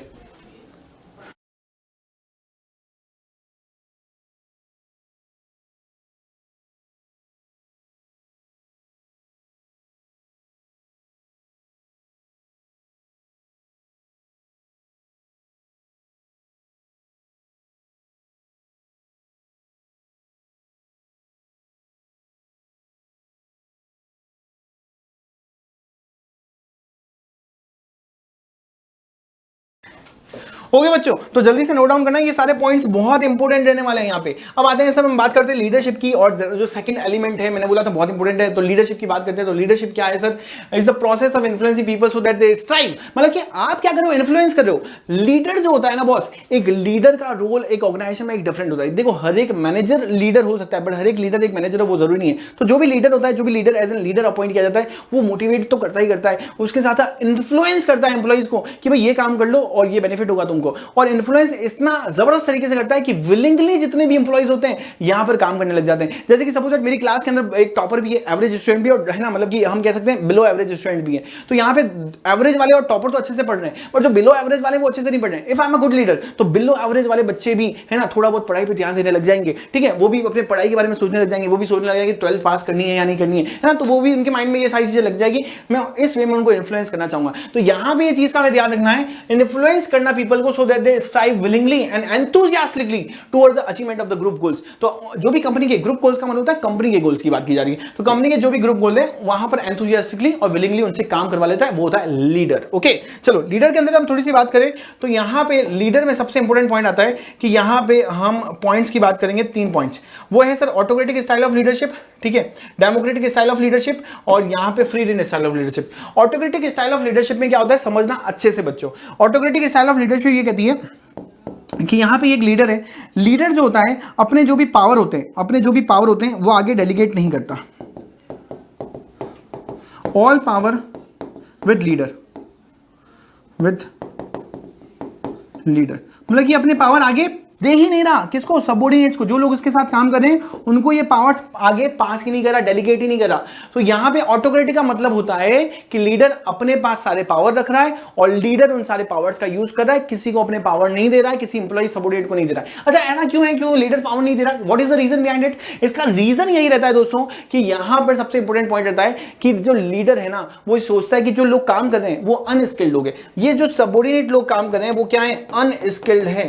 अनस्किल्ड केस में क्या होता है, यहां पे पावर जो होते हैं ट्रांसफर नहीं होते हैं, पावर जो होते हैं आगे पास नहीं किए जाते हैं। ये चीज का हमें ध्यान रखना है। This is called autocratic style of leadership. सिर्फ फोकस करेंगे क्लास के अंदर और कोई कमेंट सेक्शन पे फोकस नहीं करना है। कोशिश ये करनी है आपके जो डाउट है वो सारे क्लियर हो जाएंगे। Just focus on this, okay ठीक है। नेक्स्ट आता है sir participative leadership. Participative leader में क्या होता है, लीडरशिप स्टाइल में लीडर जो होता है यहां पे अपने पावर जो होता है लीडर सबऑर्डिनेट को पास कर देते हैं। सारे पावर्स नहीं, जो भी रिक्वायर्ड पावर्स होते हैं वो डेलीगेट कर जाता है। डेलीगेट क्या आता है ना, लिमिटेड वे में। लिमिटेड का मतलब होता है जितना काम है उतना ही पावर दिए जाते हैं, ज्यादा नहीं। मतलब कि यहां पे लीडर और सबऑर्डिनेट मिलकर क्या करते हैं, लीडर एंड सबऑर्डिनेट मिलकर क्या करते हैं, यहां पर सारी चीजें डिसाइड करते हैं। लीडर एंड सबऑर्डिनेट क्या करेंगे, मिलकर क्या करेंगे, सब कुछ डिसाइड करेंगे। ये चीज का हमें ध्यान रखना है। Okay, free range leadership style की बात करते हैं तो फ्री रेंज क्या होता है सर, फ्री रेंज में क्या होता है, लीडर जो होता है वो सारे पावर्स किसको दे देता है, ऑल पावर्स आर डेलीगेटेड। सारे पावर्स, कुछ भी नहीं छोड़ता बॉस, ऑल पावर्स, सारे पावर्स जो हैं वो डेलीगेट कर देता है। तो लीडर जो है यहाँ पे सारे पावर क्या करता है, डेलीगेट कर देता है सबऑर्डिनेट्स को। मतलब कि अपने पास कुछ रखा है क्या, कुछ भी नहीं बॉस। यहाँ पे सारे के सारे पावर्स किसको दे दिए, यहाँ पे सबऑर्डिनेट्स को दे दिए गए। अब यहाँ पे क्या होता है, क्यों दे दिए गए सारे पावर्स, क्योंकि ये जितने भी सबऑर्डिनेट्स है ना वो वेल स्किल्ड है, प्रोफेशनलाइज पीपल है ना, जितने भी लोग हैं वो चार्टर्ड अकाउंटेंट इंजीनियर्स है ना, अच्छी अच्छी पोस्ट पे, मतलब कि प्रोफेशनल पर्सन है, अपने काम को बहुत अच्छे से करना चाहते हैं, इसलिए लीडर ने कहा चलो तुम ही ले लो सारे पावर्स, तुम ही अच्छे से कर लो। अच्छा, लीडर यहाँ पे हेल्प करेगा क्या? हाँ, लीडर हेल्प करता है, जब भी इनको हेल्प चाहिए होगी तब वो हेल्प करेगा। और लीडर यहाँ पे क्या करेगा, उनको जो भी इंफॉर्मेशन रिक्वायरमेंट होगी, जो भी सबऑर्डिनेट है, professional subordinate skill person workers है, उनको यहाँ पे कोई ना कोई इन्फॉर्मेशन जब भी रिक्वायरमेंट होगी वो इन्फॉर्मेशन प्रोवाइड करेगा, वो मटेरियल प्रोवाइड करेगा। ठीक है, ये तीनों स्टाइल ऑफ लीडरशिप होती है, ये चीज का हमें ध्यान रखना है। यहाँ पे लीडर पावर्स को बिल्कुल डेलीगेट नहीं करता, क्योंकि अनस्किल्ड लोग काम कर रहे होते हैं, लीडर ही सारी डिसीजन लेता है, सारी कमांड वही करता है। ठीक है, लीडरशिप कमांड करता है यहाँ पे। यहाँ पे अगर हम देखें तो यहाँ पे मिलकर डिसीजन लेते हैं सभी लोग, है ना, और उतनी ही पावर डेलीगेट करता है जितने रिक्वायर्ड है। इस केस में सारे के सारे ऑल पावर्स आर डेलीगेटेड, क्योंकि यहाँ पे जितने भी लोग काम करने वाले होते हैं वो क्या होते हैं सर, यहाँ पर स्किल्ड होते हैं, प्रोफेशनल होते हैं। डन। चलो थोड़ी सी और आगे बात करते हैं। लीडरशिप हमने कंप्लीट कर दिया, अब बात करते हैं कम्युनिकेशन की। सर अब बात करेंगे कम्युनिकेशन, तो कम्युनिकेशन की बात करते हैं तो बहुत सिंपल सा, यहाँ पे कम्युन वर्ड से मिलकर बना है। और कम्युनिकेशन की बात करें तो यहाँ पे एक्सचेंज ऑफ आइडिया, ओपिनियन का है ना, यहाँ पे जो भी इंफॉर्मेशन है उसको हम एक्सचेंज करते हैं। ये चीज़ का आपको ध्यान रखना है, अंडरस्टैंडिंग होनी चाहिए सेंडर में भी और रिसीवर में भी। इसका सबसे इंपॉर्टेंट पॉइंट आता है कि यहाँ पे एलिमेंट्स, या फिर हम बोल सकते हैं प्रोसेस ऑफ कम्युनिकेशन। तो प्रोसेस की बात करें तो सबसे पहले प्रोसेस के अंदर आएगा एक पर्सन जो कि सेंडर। जैसे कि सपोज दैट मैं यहाँ पे एक सेंडर हूँ और आपको मैंने कॉल लगाया, ठीक है, तो यहाँ पे मैं कौन हूँ, सेंडर। मैं क्या करना चाहता हूँ आपसे बात, सपोज दैट आपका नाम यहाँ पे अनुज है और मैं आपको कॉल करने वाला हूं, और मैं कौन हूं, सेंडर। मैं किससे बात करने वाला हूं, अनुज से। अनुज कौन हो गया, रिसीवर। तो यहाँ पे सेंडर इज यहाँ पे पर्सन जो कि यहाँ पे कन्वे करना चाहता है मैसेज। सेंडर वो पर्सन होगा जो मैसेज को कन्वे करना चाहता है, मैसेज। अब यहाँ पे ऑब्वियसली जो भी सेंडर होगा वो उसके पास कुछ मैसेज होगी, बॉडी ऑफ मैसेज होगी, मेल के थ्रू करना चाहता हूं या जिस भी थ्रू करना चाहता हूं, तो मेरे पास क्या होगा, बॉडी होगी मैसेज की, कि भाई क्या इंफॉर्मेशन है, क्या ओपिनियन है, क्या सजेशन है, क्या आइडियाज है जो मैं कन्वे कर। तो मैसेज तो होगा ना मेरे पास, तो मैसेज की बात कर सकते हैं। तो मैसेज ये हो सकता है कि भाई है ना, मेरा कोई आइडिया होगा मैं अपने बॉस के साथ शेयर करना चाहता हूँ, कोई सजेशन होगा मैं अपने बॉस के साथ शेयर करना चाहता हूं, या फिर कोई यहां पर हमारे पास इंफॉर्मेशन होगी जो मैं किसी के साथ शेयर करना चाहता हूं, तो यहां पे वो हो सकता है। ठीक है, तो ये हमारे पास किस में आएगा, मैसेज के अंदर। मैसेज को कन्वर्ट करना पड़ता है, इनकोड करना पड़ता है, क्योंकि कभी कभी कोई मैसेज होता है जैसे कि हम है ना व्हाट्सएप पे इमोजीज का यूज करते हैं, फिर उसको इन्वोट किया जाता है। तो यहां पे जो भी मैसेज है आप किस वे के थ्रू भेज रहे हो, वो थी मीडिया, मतलब कि मैं मेल कर रहा हूं तो ये मेरा मीडिया हो गई, है ना, या फिर मैं यहाँ पे व्हाट्सएप कर रहा हूं तो ये मेरी दूसरा मीडिया हो गई, मैं यहाँ पे कुरियर कर रहा हूं, ठीक है, स्पीड पोस्ट कर रहा हूं तो ये मेरा तरीका हो गया, यहाँ मैं कॉल कर रहा हूं तो ये मेरा दूसरा तीसरा तरीका हो गया, मैं वीडियो कॉल करके बता रहा हूं तो वो अलग तरीका हो गया। तो यहाँ पे डिफरेंट डिफरेंट क्या होता है, वेज यूज की जाती है, मीडिया यूज की जाती है, और उसके बाद में उस मैसेज को डिकोड किया जाता है, उस लैंग्वेज में कन्वर्ट किया जाता है जिससे कि रिसीवर अच्छे से समझ पाए। और लास्ट पॉइंट किसके पास होता है, रिसीवर के पास, मतलब कि जो मैंने बताया अनुज के पास पहुंच जाएगी सारी इंफॉर्मेशन जो मैं देना चाहता था। अच्छा, ये कम्युनिकेशन कंप्लीट कब मानी जाएगी, वो कम्युनिकेशन तभी कंप्लीट मानी जाएगी जब यहाँ पे सेंडर जो मैसेज यहाँ पे कन्वे करना चाहता था वही सेम मैसेज रिसीवर ने उसी इंटेंशन से समझा जैसे सेंडर भेजना चाहता था। ठीक है, तो यहाँ पे उसी वे में अगर उसने समझ लिया तो यहाँ पे कम्युनिकेशन कंप्लीट हो जाएगी। बट अगर नहीं समझ आया रिसीवर को या कोई बात हो गई तो उस केस में यहाँ पे नॉइज क्रिएट होगी। क्या होगी सर, नॉइज क्रिएट होगी, और नॉइज जब क्रिएट होगी तो यहाँ मिसअंडरस्टैंडिंग या फिर हम बोल सकते हैं कम्युनिकेशन बैरियर आ गए, तो यहाँ पे क्या होगा, प्रॉब्लम क्रिएट होगी। बट अगर रिसीवर सही से समझ गया सारी बात को तो रिसीवर क्या कर देगा, रिप्लाई कर देगा, उसी को हम क्या बोलते हैं, फीडबैक बोलते हैं, और रिप्लाई करेगा सेंडर को, फिर सेंडर अपनी आगे की बात यहाँ पे कन्वे करेगा। अंडरस्टूड है, क्लियर है। तो ये सारे पॉइंट्स का हमें ध्यान रखना है। कम्युनिकेशन, अब कम्युनिकेशन की बात करें तो यहाँ पे हमारे पास कम्युनिकेशन में जो बैरियर्स आते हैं, डिफरेंट टाइप के बैरियर्स आते हैं, वो हमको ध्यान रखने हैं आप सभी को। क्लियर। कम्युनिकेशन के टाइप बता देता हूं मैं एक बार से। टाइप्स ऑफ कम्युनिकेशन की बात करें तो वर्टिकल कम्युनिकेशन होती है, ठीक है, वर्टिकल कम्युनिकेशन होती है, डाउनवर्ड कम्युनिकेशन होती है, अपवर्ड कम्युनिकेशन होती है। तो डाउनवर्ड जो कम्युनिकेशन होगी टॉप लेवल और सबऑर्डिनेट के बीच में होगी, यहाँ पे सबऑर्डिनेट के बीच में होगी। अपवर्ड जो कम्युनिकेशन होगी वो सबऑर्डिनेट अपने सजेशन किसको देगा सर, टॉप लेवल को देगा। यहाँ पे टॉप लेवल अपने ऑर्डर, पॉलिसी, प्लान, है ना, अपने प्लान, पॉलिसी, ऑर्डर जो भी है वो यहाँ पे किसको देने वाला है, यहाँ पे सबऑर्डिनेट को देने वाला है। और टॉप लेवल यहाँ पे सबऑर्डिनेट क्या करने वाला है, यहाँ पे टॉप लेवल को क्या देने वाला है, सजेशन देने वाला है, इसलिए इसको हम अपवर्ड बोल रहे हैं। सजेशन देने वाला है, यहाँ पर आइडियाज देने वाला है, ओपिनियन देने वाला है, इसलिए। ठीक है। हॉरिजॉन्टल क्या होता है, इसी वे में कम्युनिकेशन होती है जो सेम लेवल पे एम्प्लॉइज काम कर रहे हैं, सेम लेवल पे जो एम्प्लॉइज काम कर रहे हैं उनके बीच में होती है। अंडरस्टूड, एम्प्लॉइज ये बनाए हैं मैंने। ठीक है। डायगोनल कम्युनिकेशन होती है सर, इस तरीके से होगी हमारे पास। तो ये डिफरेंट वे के कम्युनिकेशन के टाइप हैं, आपको याद रखने होते हैं। ठीक है, टाइप्स ऑफ कम्युनिकेशन। मोस्टली इसका जो क्वेश्चन आएगा वो 3 मार्क्स का क्वेश्चन आएगा एग्जाम में आएगा कि हाँ सर आने के चांसेस है, इसलिए लिख रहा हूं 3 मार्क्स का क्वेश्चन आएगा। डन है। चलो थोड़ी सी और बात करेंगे। एक पार्ट होता है इनफॉर्मल कम्युनिकेशन। इनफॉर्मल कम्युनिकेशन की बात करें तो यहाँ पे ग्रेफाइन नेटवर्क के थ्रू कम्युनिकेशन होती है, जहां पे देखो फॉर्मल कम्युनिकेशन क्या होता है एक बार समझ लेना। फॉर्मल में क्या होता है, फॉर्मल के अंदर एक वे डिसाइड होता है, वे डिसाइडेड बाय द मैनेजमेंट, वे डिसाइडेड बाय द मैनेजमेंट, वे कौन डिसाइड करता है? यहाँ पे मैनेजमेंट डिसाइड करता है। अंडरस्टूड है? मैनेजमेंट डिसाइड करता है। बट इनफॉर्मल में क्या होता है? इनफॉर्मल में जो ग्रुप मिलके यहाँ पे क्या करते हैं? तरीका डिसाइड करते थे कैसे कम्युनिकेशन करनी। इनफॉर्मल में जो भी इनफॉर्मल ग्रुप है यहाँ पे वो डिसाइड करते हैं, not decided by the management, not decided by the management. तो मैनेजमेंट जो है वो यहाँ पे डिसाइड नहीं करती। अंडरस्टूड है? I hope it is clear. तो यहाँ पे सिंगल स्टैंड होती है, इस तरीके से सिंगल स्टैंड होता है। गॉसिप होती है, तो गॉसिप तो कोई भी पर्सन किससे भी करता है, कोई भी बातें होती है एक इधर से उधर, गॉसिप का रूमर्स भी होता है। तो इनफॉर्मल का पूरा प्रोबेबिलिटी नेटवर्क, क्लस्टर, ये सारे जो नेटवर्क होते हैं इनफॉर्मल होते हैं, मतलब इनका कोई भी वे डिसाइड नहीं होता, मैनेजमेंट कुछ भी डिसाइड नहीं करता, ये अपने हिसाब से कम्युनिकेशन करते हैं। हाँ, इनफॉर्मल का एक सबसे बड़ा डिसएडवांटेज ये है कि यहाँ पर जो है कम्युनिकेशन में रूमर्स बहुत जल्दी है ना यहाँ पर स्प्रेड हो जाते हैं। और इसका सबसे बड़ा एडवांटेज ये है कि टाइम कंज्यूमिंग जो है वो नहीं होता, ये टाइम सेवर होता है। और फॉर्मल जो होता है वो टाइम कंज्यूमिंग होता है। और एक एडवांटेज ये है कि यहां पर जो भी कम्युनिकेशन होता है वो मैनेजमेंट डिसाइड करता है, एक पर्टिकुलर चेन के थ्रू होती है कम्युनिकेशन। ठीक है, इसके डिफरेंस जरूर पढ़ लेंगे आप लोग। बैरियर्स टू कम्युनिकेशन छोटा सा पॉइंट है, मेरे ख्याल से पढ़ सकते हैं आप लोग, उसमें कोई दिक्कत नहीं है। बैरियर्स टू कम्युनिकेशन की अगर हम बात करें तो यहाँ पे हमारे पास जो बैरियर्स आते हैं एक बार आप पढ़ ले जरूर। साइकोलॉजिकल बैरियर्स तो आएंगे ही आएंगे, उसके बाद सिमेटिक बैरियर्स। सिमेटिक बैरियर्स में क्या क्या होते हैं? यहाँ पे बैडली एक्सप्रेस मैसेज, मतलब कि आपने जो मैसेज कन्वे करना है वो आपने सही से एक्सप्रेस नहीं किया। मतलब कोई कोई पर्सन होता है ना कि बोल ही नहीं पा रहा है वो, है ना, किसी पर्सन को क्या एक्सप्रेस करना है, कोई एक्सप्रेसिव नहीं होते, इंट्रोवर्ट होते हैं, तो अच्छे से मैसेज को एक्सप्रेस नहीं कर पा रहे हो, डिलीवर नहीं कर पा रहे हो। सपोज मुझे कोई चीज समझानी है, मैं अच्छे से एक्सप्रेस और डिलीवर नहीं कर पा रहा हूं, तो मतलब कि वो मैसेज आप तक पहुंच पाएगा क्या? नहीं पहुंच पाएगा, तो बैरियर आ जाएगा। ठीक है, नेक्स्ट चीज, symbols with a different meaning. कोई ऐसे ऐसे सिंबल्स होते हैं जिसका मीनिंग डिफरेंट होता है। इनडायरेक्ट मीनिंग, जब दोस्त लोग आप बैठते हो तो इनडायरेक्ट बात बहुत होती है ना, तो वो होते हैं symbols with a different meaning. आप एक दूसरे को दूसरे से सिंबल्स दिखाते हो डिफरेंट मीनिंग के। वैसे ही यहाँ पे कुछ ऐसे वर्ड्स, सिंबल्स हमें कम्युनिकेशन में, फॉर्मल कम्युनिकेशन में तो बिल्कुल नहीं यूज करने चाहिए जिसके डिफरेंट मीनिंग हो, और दोनों का माइंडसेट ही उस पर काम अलग अलग कर रहा हूँ। ठीक है, फॉल्टी ट्रांसलेशन, मतलब कि किसी पर्सन ने, जापानीज पर्सन ने यहाँ पे हमें कुछ बात भेजी है, अब हमें वो समझ नहीं आ रही, हमने उसका है ना अलग ही मीनिंग निकाल लिया। या फिर कोई इंग्लिश की बात है, यहाँ पे मैंने आपको बताई है कुछ नोट वोट कंटेंट किया है, बट आपने जब उसको पढ़ा तो उसका मीनिंग गलत निकाल दिया। तो फॉल्टी ट्रांसलेशन होता है, ट्रांसलेट सही से नहीं कर पा रहे। ठीक है, अनक्लैरिफाइड एजम्पशन, मतलब कि मुझे ऐसा लगता है कि उसने ये बोला है तो शायद ऐसा ही होगा। ठीक है, मतलब मैं अपने हिसाब से सोच रहा हूं कि शायद उसने मुझे बोला है ना कि सुबह 6 बजे आना, तो मुझे लग रहा है सुबह 6 बजे आके हमें क्या करना है? क्रिकेट खेलने जाना है। बट मैंने अपने माइंड में क्रिकेट वाला एजम्पशन लगा लिया। जैसे ही उसके घर पे 6 बजे गया तो उसने बोला कि चल पढ़ाई करते हैं। ठीक है, तो ये अनक्लैरिफाइड एजम्पशन लगा दिया, भाई 6 बजे बुलाया तो हम खेलने ही जाते हैं, तो खेलेंगे ही, तो ऐसा एजम्पशन नहीं लगाना। टेक्निकल जार्गन, टेक्निकल जार्गन का मतलब होता है कुछ ऐसे वर्ड होते हैं जो कि किसी पर्टिकुलर चीज से रिलेट करते हैं। जैसे कि लॉ के अंदर कुछ वर्ड्स होते हैं, डेमनम साइन इंजीरिया साइन डेमनम, है ना, यहाँ फिर कुछ हैबस कॉर्पस रिट के नाम होते हैं। तो यहाँ पे डिफरेंट ये जो वर्ड्स हैं ये लॉ के वर्ड्स है। अब ये लॉ के वर्ड्स आपको समझ में नहीं आए, क्यों? क्योंकि you are not from the law field, तो लॉ के फील्ड से नहीं हो। तो जो पर्सन जिस फील्ड से होता है उसको समझ में आएंगे। तो कोई ऐसे भारी भरकम वर्ड जो मैनेजमेंट यूज कर लेता है, पता चला एम्प्लॉय को तो समझ ही नहीं आ रहा है, कुछ एम्प्लॉय तो लोअर लेवल का बंदा है, तो उसको टेक्निकल जार्गन के वर्ड समझ में नहीं आ रहे, तो वो प्रॉब्लम भी क्रिएट हो सकती है। ठीक है, नेक्स्ट आता है body language and gesture recording. आप जिस वे में बॉडी लैंग्वेज है आपकी, जिस वे में आप जेस्चर्स कर रहे हो, तो उससे भी कम्युनिकेशन में बैरियर क्रिएट हो सकते हैं। यह आता है हमारे पास सिमेटिक बैरियर्स के अंदर। अंडरस्टूड। नेक्स्ट आता है हमारे पास साइकोलॉजिकल की बात करें तो pre mature evolution, question complete नहीं हुआ, बच्चे आंसर देना शुरू कर देते हैं। कभी कभी ऐसा होता है ना क्लास के अंदर, आपके जो टॉपर होते हैं वो कभी कभी ऐसा करते होंगे।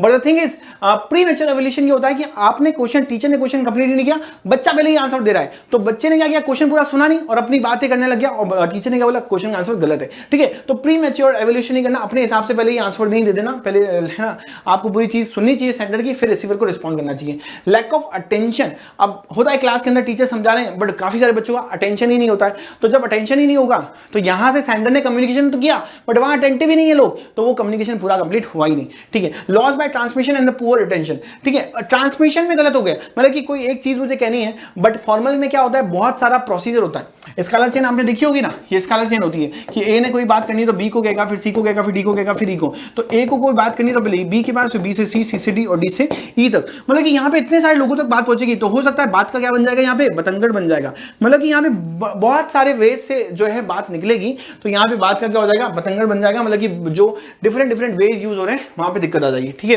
वहां पे कोई बात का है ना डिफरेंट मीनिंग में निकल सकता है। डिस्ट्रस्ट, आपको किसी पे ट्रस्ट ही नहीं है ना, तो वहां पे आप उसकी बात को कितना भी अच्छे से अटेंटिवली सुन ले, अच्छे से समझ ले, बट आप सोचोगे मुझे तो उस पर ट्रस्ट नहीं है, वो झूठी बोला है, तो डिस्ट्रस्ट के केस में भी हो सकता है। अंडरस्टूड है? फिर आता है ऑर्गेनाइजेशनल बैरियर्स की बात करें तो ऑर्गेनाइजेशन की कुछ पॉलिसी ऐसी होती है जिसके कारण हम वो कम्युनिकेशन कंप्लीट नहीं कर पाते हैं, रूल्स रेगुलेशन ऐसे होते हैं, स्टेटस ऐसे होते हैं कि हम बात ही नहीं कर पाते हैं, कोई हायर लेवल का एम्प्लॉई वो हमारी बात ही नहीं सुन रहा है, हायर लेवल का टॉप लेवल पे एम्प्लॉयर है, ठीक है। कॉम्प्लेक्स इन ऑर्गेनाइजेशन स्ट्रक्चर ऐसा बना होता है, फंक्शनल डिवीजन जो स्ट्रक्चर हमने पढ़े थे, और ऑर्गेनाइजेशन फैसिलिटीज इतनी अच्छी नहीं होती है जो हम कम्युनिकेट कर पाए। किसी ऑर्गेनाइजेशन होता है ना कि कंप्लेंट बॉक्स होता है, उसमें कंप्लेंट डालते हैं और उसकी कंप्लेंट का सॉल्यूशन हो जाता है ना, बट किसी ऑर्गेनाइजेशन में ऐसी फैसिलिटीज ही नहीं है या ऐसे कुछ है ना प्रॉब्लम सॉल्विंग नेचर वाली चीजें ही नहीं है, तो वो चीजें नहीं हो पाएगी, बैरियर आता रहेगा, ठीक है। तो बच्चों ये सारी बातें क्लियर हो गई, मैंने आपको डायरेक्टिंग वाला चैप्टर क्लियर कर दिया, डिटेल में क्लियर कराया। तो चलते हैं हम नेक्स्ट चैप्टर की तरफ, कंट्रोलिंग, जो कि बहुत इंपॉर्टेंट चैप्टर है। अब कंट्रोलिंग की अगर मैं बात करूं तो मुझे सबसे ज्यादा इंपॉर्टेंट क्या लगती है, मुझे सबसे ज्यादा इंपॉर्टेंट लगती है कंट्रोलिंग की लिमिटेशन, ठीक है। मैं हमेशा बच्चों को बोलता हूं भाई कंट्रोलिंग की इंपॉर्टेंस पिछले साल आ गई थी, इस बार लिमिटेशन पे फोकस कर लो। लिमिटेशन बहुत इंपॉर्टेंट है, कंट्रोलिंग खुद एक बहुत छोटा सा चैप्टर है, तो इसमें सबसे ज्यादा इंपॉर्टेंट है एक तो इसकी लिमिटेशन की बात करेंगे, और उसके साथ साथ यहां पे मैं इंपॉर्टेंट मानता हूं इसकी टेक्निक्स को। क्या मानता हूं मैं इसकी इंपॉर्टेंट चीज, टेक्निक्स को मानता हूं, ठीक है। तो ये दोनों चीजें इंपॉर्टेंट रहने वाली है, ये चीज का आपको ध्यान रखना है, ठीक है। अब आते हैं लिमिटेशन की बात करें तो कंट्रोलिंग क्या होती है, कॉस्टली होती है। कॉस्टली कैसे होती है, कंट्रोलिंग होती क्या समझ गए ना, कंट्रोलिंग का मतलब होता है कि आपने जो प्लानिंग की थी और अब आपके एक्चुअल रिजल्ट, क्योंकि एक्चुअल रिजल्ट कहां से आएंगे सर, एक्चुअल रिजल्ट आपने डायरेक्शन वाला पार्ट किया था, डायरेक्टिंग अभी इससे पहले वाला चैप्टर जो अभी हम कर रहे थे, तो वहां पे एग्जीक्यूट किया गया। अब आपने जो प्लानिंग सोची थी कि भाई 1000 यूनिट बनाने हैं मुझे, एक्चुअल रिजल्ट जो निकल के आया वो आया 950 यूनिट्स का। अब क्या होता है, कंट्रोलिंग क्या करता है, कंट्रोलिंग इन दोनों के बीच में क्या करता है, कंपेयर करता है। कंट्रोलिंग क्या करता है, कंपेयर करता है। तो कंपेयर करने पर पता चलता है कि भाई यार 50 यूनिट जो है वो कम बनी है, 50 यूनिट्स जो है वो कम बनी है। तो 50 यूनिट्स कम क्यों बनी है, रीजन क्या है। अब 50 यूनिट्स जो कम बनी है उसको बोलते हैं डिफरेंस, 50 यूनिट का डिफरेंस ही तो है। डिफरेंस को हम मैनेजमेंट की डेफिनेशन बोलेंगे डेविएशन, क्या बोलेंगे, डेविएशन बोलते हैं। तो ये जो 50 यूनिट्स का जो डेविएशन है बॉस, डेविएशन है, उसको हमें सही करना पड़ेगा। तो ये सारे काम करने में बड़ा कॉस्टली लगता है, कॉस्टिंग बहुत ज्यादा आती है, किसी को अपॉइंट करना पड़ता है, ये सारा काम देखना पड़ता है, जो सारी चीजें हो रखी है उनको वापस से चेक करना पड़ता है, ऑडिट जिसको हम बोल सकते हैं एक तरीके से ना। तो यहाँ पे काम करना पड़ेगा। Difficult in setting a quantitative standard, देखो क्वांटिटेटिव और क्वालिटेटिव स्टैंडर्ड सेट करना बड़ा मुश्किल हो जाता है, बहुत मुश्किल हो जाता है। आप स्टैंडर्ड सेट करो, क्योंकि अगर आपने सेट किया स्टैंडर्ड 1000 यूनिट बन जाएगी, बट कभी कभी ये स्टैंडर्ड भी हम गलत सेट कर देते हैं, तो प्रॉब्लम क्रिएट हो सकती है। Little control on external forces, बाहर के जो एक्सटर्नल फोर्सेस है सर, एक्सटर्नल फोर्सेस क्या हो सकते हैं भाई, टेक्नोलॉजी के अंदर कुछ चेंज हो गया, टेक्नो चेंजेस आ गए, गवर्नमेंट की पॉलिसी कुछ चेंज हो गई, उससे हमारे बिजनेस पे इंपैक्ट पड़ गया, हमारी प्लानिंग खराब हो गई, ठीक है। ये एक्सटर्नल फैक्टर्स होते हैं जिस पे हम कंट्रोल नहीं कर सकते, तो ये चीज का ध्यान रखना। रेजिस्टेंस फ्रॉम एम्प्लॉय, मतलब कि जो एग्जिस्टिंग एम्प्लॉय काम करें, जो पहले से अपना हमारी कंपनी में काम करें, वो एग्जिस्टिंग एम्प्लॉय क्या कर रहे हैं, रजिस्ट कर रहे हैं कि भाई हमसे ये काम नहीं हो पाएगा, है ना, हमसे ये काम नहीं हो पाएगा। और यहाँ पे जब उन्होंने रजिस्ट कर दिया तो क्या होगा, कंप्लीट नहीं हो पाएगा, जो हमारे स्टैंडर्ड है, जो हमारे प्लान है, वो एक्चुअल रिजल्ट में कन्वर्ट नहीं हो पाएंगे, या फिर कम से कम कन्वर्ट होंगे, और फिर यहाँ पे डेविएशन बहुत ज्यादा आ जाएगा। तो कंट्रोलिंग की जरूरत होगी, ये लिमिटेशन से कुछ कंट्रोलिंग की, ये बहुत इंपॉर्टेंट पार्ट रहता है। अब यहाँ पे हम कंट्रोलिंग की प्रोसेस की बात करें तो यहाँ पे बहुत इंपॉर्टेंट ध्यान रखना, सबसे पहला पॉइंट यहाँ से स्टार्ट हो रहा है, ठीक है, तो यहाँ पे कंफ्यूज नहीं होना। अब जब हम यहाँ पे बात करते हैं पॉइंट्स की, तो सबसे पहला आता है यहाँ पे setting performance standard, second point आता है यहाँ पे सबसे पहले आप स्टैंडर्ड सेट कर लो। स्टैंडर्ड मतलब कि मुझे करना क्या है, मेरा स्टैंडर्ड यहाँ पे है सर, मुझे एक महीने के अंदर 1000 यूनिट, 1 मंथ के अंदर मुझे 1000 यूनिट जो है वो प्रोड्यूस करनी है, 1000 यूनिट्स मुझे प्रोड्यूस करनी है। This is called setting performance standard, ठीक है। सेकंड आता है, जैसे आपने स्टैंडर्ड मैटर कर दिया 1000 यूनिट का, अब यहाँ पे मेजरमेंट ऑफ एक्चुअल, अब आपकी एक्चुअल परफॉर्मेंस कितनी है उसको आप चेक करो।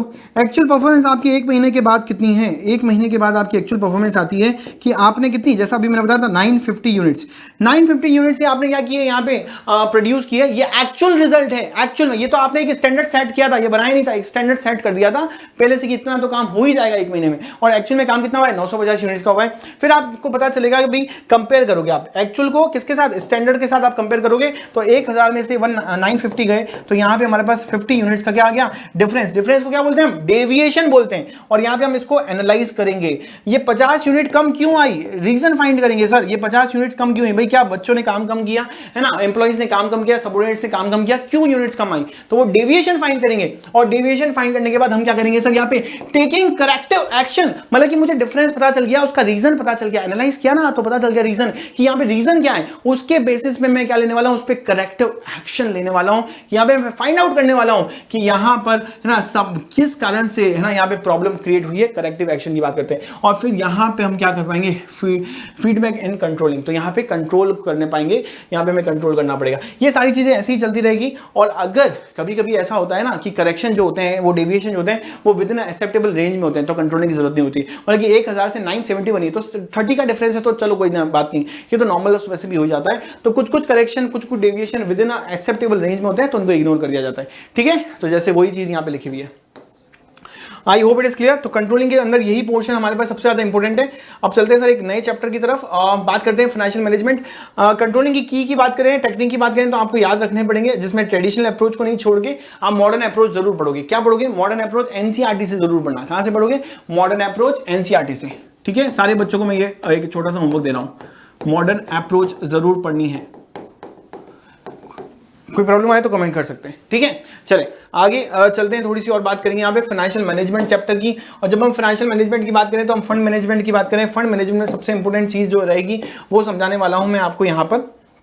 ठीक है, यहाँ पे फाइनेंसिंग डिसीजंस की बात की जाती है कि आप कैसे डिसीजन ले रहे हो, क्योंकि ऑब्वियसली आपको एक डिसीजन लेना नहीं होता है, आपको इन्वेस्टमेंट से रिलेटेड डिसीजन लेने होते हैं, आपको लॉन्ग टर्म डिसीजन लेने होते हैं। आपके फंड के कंपनी कहाँ का पैसा आपका इन्वेस्ट करेगी, तो कंपनी यहाँ पे बहुत सारी जगह पे मनी इन्वेस्ट करती है, तो इन्वेस्टमेंट डिसीजन लेना होगा। कंपनी यहाँ पे अपने शेयर होल्डर को भी डिविडेंड देती है, तो डिविडेंड डिसीजन लेना होगा। कंपनी को भी कभी कभी पैसों की जरूरत पड़ती है, तो कंपनी यहाँ से लोन लेती है, डिबेंचर्स इश्यू करती है, तो वहां पे क्या करना पड़ेगा, यहाँ पे कंपनी को फंड रेज करना पड़ेगा, तो यहाँ पे फाइनेंसिंग डिसीजन लेना होगा। मतलब कि आपको कंपनी के 3 डिसीजन की बात करें, कंपनी एक इन्वेस्टमेंट डिसीजन की बात करती है, कंपनी डिविडेंड डिसीजन की बात करती है, कंपनी फाइनेंसिंग डिसीजन की बात करती है। ये 3 डिसीजन कंपनी को लेने पड़ेंगे, ये सबसे इंपॉर्टेंट पार्ट रहते हैं। अब ये डिसीजन कैसे लेने हैं, क्या फैक्टर्स हैं, वो सारी बातें हम करने वाले हैं। ये देखो, डिविडेंड डिसीजन, इन्वेस्टमेंट डिसीजन और फाइनेंसिंग डिसीजन। डिविडेंड मतलब क्या होता है? Part of profit. क्या होता है डिविडेंड का मतलब? पार्ट ऑफ प्रॉफिट, जो कि कंपनी क्या करती है यहाँ पे, शेयर होल्डर को डिस्ट्रीब्यूट करती है ना, डिस्ट्रीब्यूट करती है किसको? शेयर होल्डर को। ये चीज का मैं ध्यान रखना है, to the shareholder. Understood है बच्चों? ठीक है, थोड़ी सी मैं और बात करूं यहाँ पर, थोड़ी सी और मैं बात करूं तो यहाँ पर फाइनेंसिंग डिसीजन। फाइनेंसिंग डिसीजन क्या करती है? कंपनी क्या करती है? फंड रेज करती है। कंपनी यहाँ पे फंड रेज करती है, फंड रेज करती है। ठीक है, कंपनी जब यहाँ पे फंड रेज करेगी, किससे रेज करती है यहाँ पर? ठीक है, यहाँ पे डिबेंचर होल्डर से फंड रेज कर सकती है, डिबेंचर होल्डर से, डिबेंचर होल्डर से। ठीक है, डिबेंचर इशू करके यहाँ पे लोन फ्रॉम बैंक, बैंक से लोन ले सकती है, लोन फ्रॉम बैंक, ये काम कर सकती है। इन्वेस्टमेंट की बात करें तो कंपनी इन्वेस्ट कहाँ करेगी? कंपनी इन्वेस्ट करेगी फिक्स्ड एसेट्स के अंदर, जिसको हम प्रॉपर्टी प्लांट एंड है ना इक्विपमेंट कहते हैं, पीपीई, जिसको आज के प्रेजेंट लाइफ में बोलते हैं हम। तो इन्वेस्टमेंट डिसीजन में की कोई कंपनी बाय करने वाली है फिक्स्ड एसेट्स के अंदर, वो इसकी बात करें। अंडरस्टूड? तो ये सारे पॉइंट्स हमारे पास किसमें होंगे? यहाँ पर डिसीजन रिलेटेड होंगे, इन्वेस्टमेंट डिसीजन, फाइनेंसिंग डिसीजन और डिविडेंड डिसीजन की बात की जाएगी। अंडरस्टूड? ऑब्वियसली ये लेने से पहले कुछ फैक्टर्स को हमें ध्यान रखना पड़ेगा। जैसे कि मैं बात कर रहा हूँ यहाँ पे फैक्टर्स क्या क्या हो सकते हैं। अगर मैं इन्वेस्टिंग का, कैपिटल बजटिंग का डिसीजन ले रहा हूँ, तो क्या क्या फैक्टर्स हो सकते हैं? तो सबसे पहले तो कंपनी की कैश फ्लो की ध्यान रखें, कंपनी कैश फ्लो कितना कर रही है ना, कंपनी के पास कैश कितना अवेलेबल है। अगर आप कोई भी बात करें तो कैश फ्लो की बात करें, अगर मुझे एक बिल्डिंग परचेज करनी है और उस बिल्डिंग की कॉस्ट कितनी है सर, उस बिल्डिंग की कॉस्ट है यहाँ पे 50 करोड़, तो मतलब कंपनी अगर 50 करोड़ का इन्वेस्टमेंट करिए एक बिल्डिंग के अंदर, तो कंपनी का 50 करोड़ क्या हो जाएगा? ब्लॉक हो जाएगा। तो कंपनी को बहुत सोचना पड़ेगा, ये 50 करोड़ का कैश क्या हो जाएगा? यहाँ पे ब्लॉक हो जाएगा। तो जो भी डिसीजन ले रही है बड़ा सोच समझ के लेना पड़ेगा। ओके, कंपनी यहाँ पे इन्वेस्ट कर रही है 50 करोड़ की बिल्डिंग के अंदर, तो कंपनी को रिटर्न कितना मिलेगा वो देखना पड़ेगा। अगर कंपनी सोच रही है कि मुझे 10% का रिटर्न एवरी ईयर मिल जाएगा, एवरी ईयर मुझे 10% का रिटर्न मिल जाएगा, और मार्केट में ये 50 करोड़ इन्वेस्ट करूं तो मुझे 8% ही रिटर्न मिल रहा है, तो यहाँ पे कंपनी का डिसीजन राइट है। बट मार्केट से अगर मिल रहा है 12% का, तो कंपनी का बिल्डिंग में इन्वेस्टमेंट करने का डिसीजन क्या है? रॉन्ग है। तो रेट ऑफ रिटर्न देखना पड़ेगा, इन्वेस्टमेंट का क्राइटेरिया देखना पड़ेगा, आप कैसे इन्वेस्ट करो। Criteria is most important thing. Criteria मतलब क्या होता है? यहाँ पे ये आप पैसा बाहर से लेके फिर इन्वेस्ट कर रहे हो, ठीक है, उसके बाद यहाँ पे जो आप इन्वेस्ट कर रहे हो उसका पेमेंट कैसे कर रहे हो? इंस्टॉलमेंट में कर रहे हो, तो वो क्राइटेरिया यहाँ पे फिक्स करना पड़ेगा, बहुत इंपॉर्टेंट रहता है। ठीक है, थोड़ी सी और मैं बात करूं तो फाइनेंसिंग डिसीजन की बात करते हैं। फाइनेंसिंग डिसीजन के भी डिफरेंट हमारे पास फैक्टर होते हैं। सबसे पहले आती है कॉस्ट, क्योंकि हम जहां से फंड रेज कर रहे हैं, तो यहां से जो भी फंड रेज करेंगे तो उसकी प्रोसेसिंग कॉस्ट की बात करेंगे। अगर बैंक से लोन लेना है तो प्रोसेसिंग कॉस्ट क्या होगी? ठीक है, अगर शेयर इशू करने हैं या तो लोन के लिए है, मतलब कि बैंक से या डिबेंचर इशू करें, अगर मैं शेयर इशू कर रहा हूं तो शेयर इशू के केस में यहां पे मेरी कॉस्ट क्या होगी? शेयर इशू के केस में जो कॉस्ट आती है उसको हम क्या बोलते हैं? फ्लोटेशन कॉस्ट बोलते हैं। याद रखना, देखो क्वेश्चन आ सकता है व्हाट इज ब्रिज फाइनेंसिंग या व्हाट इज फ्लोटेशन कॉस्ट, तो याद रखना बहुत इंपॉर्टेंट क्वेश्चन आ सकता है, एमसीक्यू में भी आ सकता है, 3 मार्क्स के अंदर भी आ सकता है।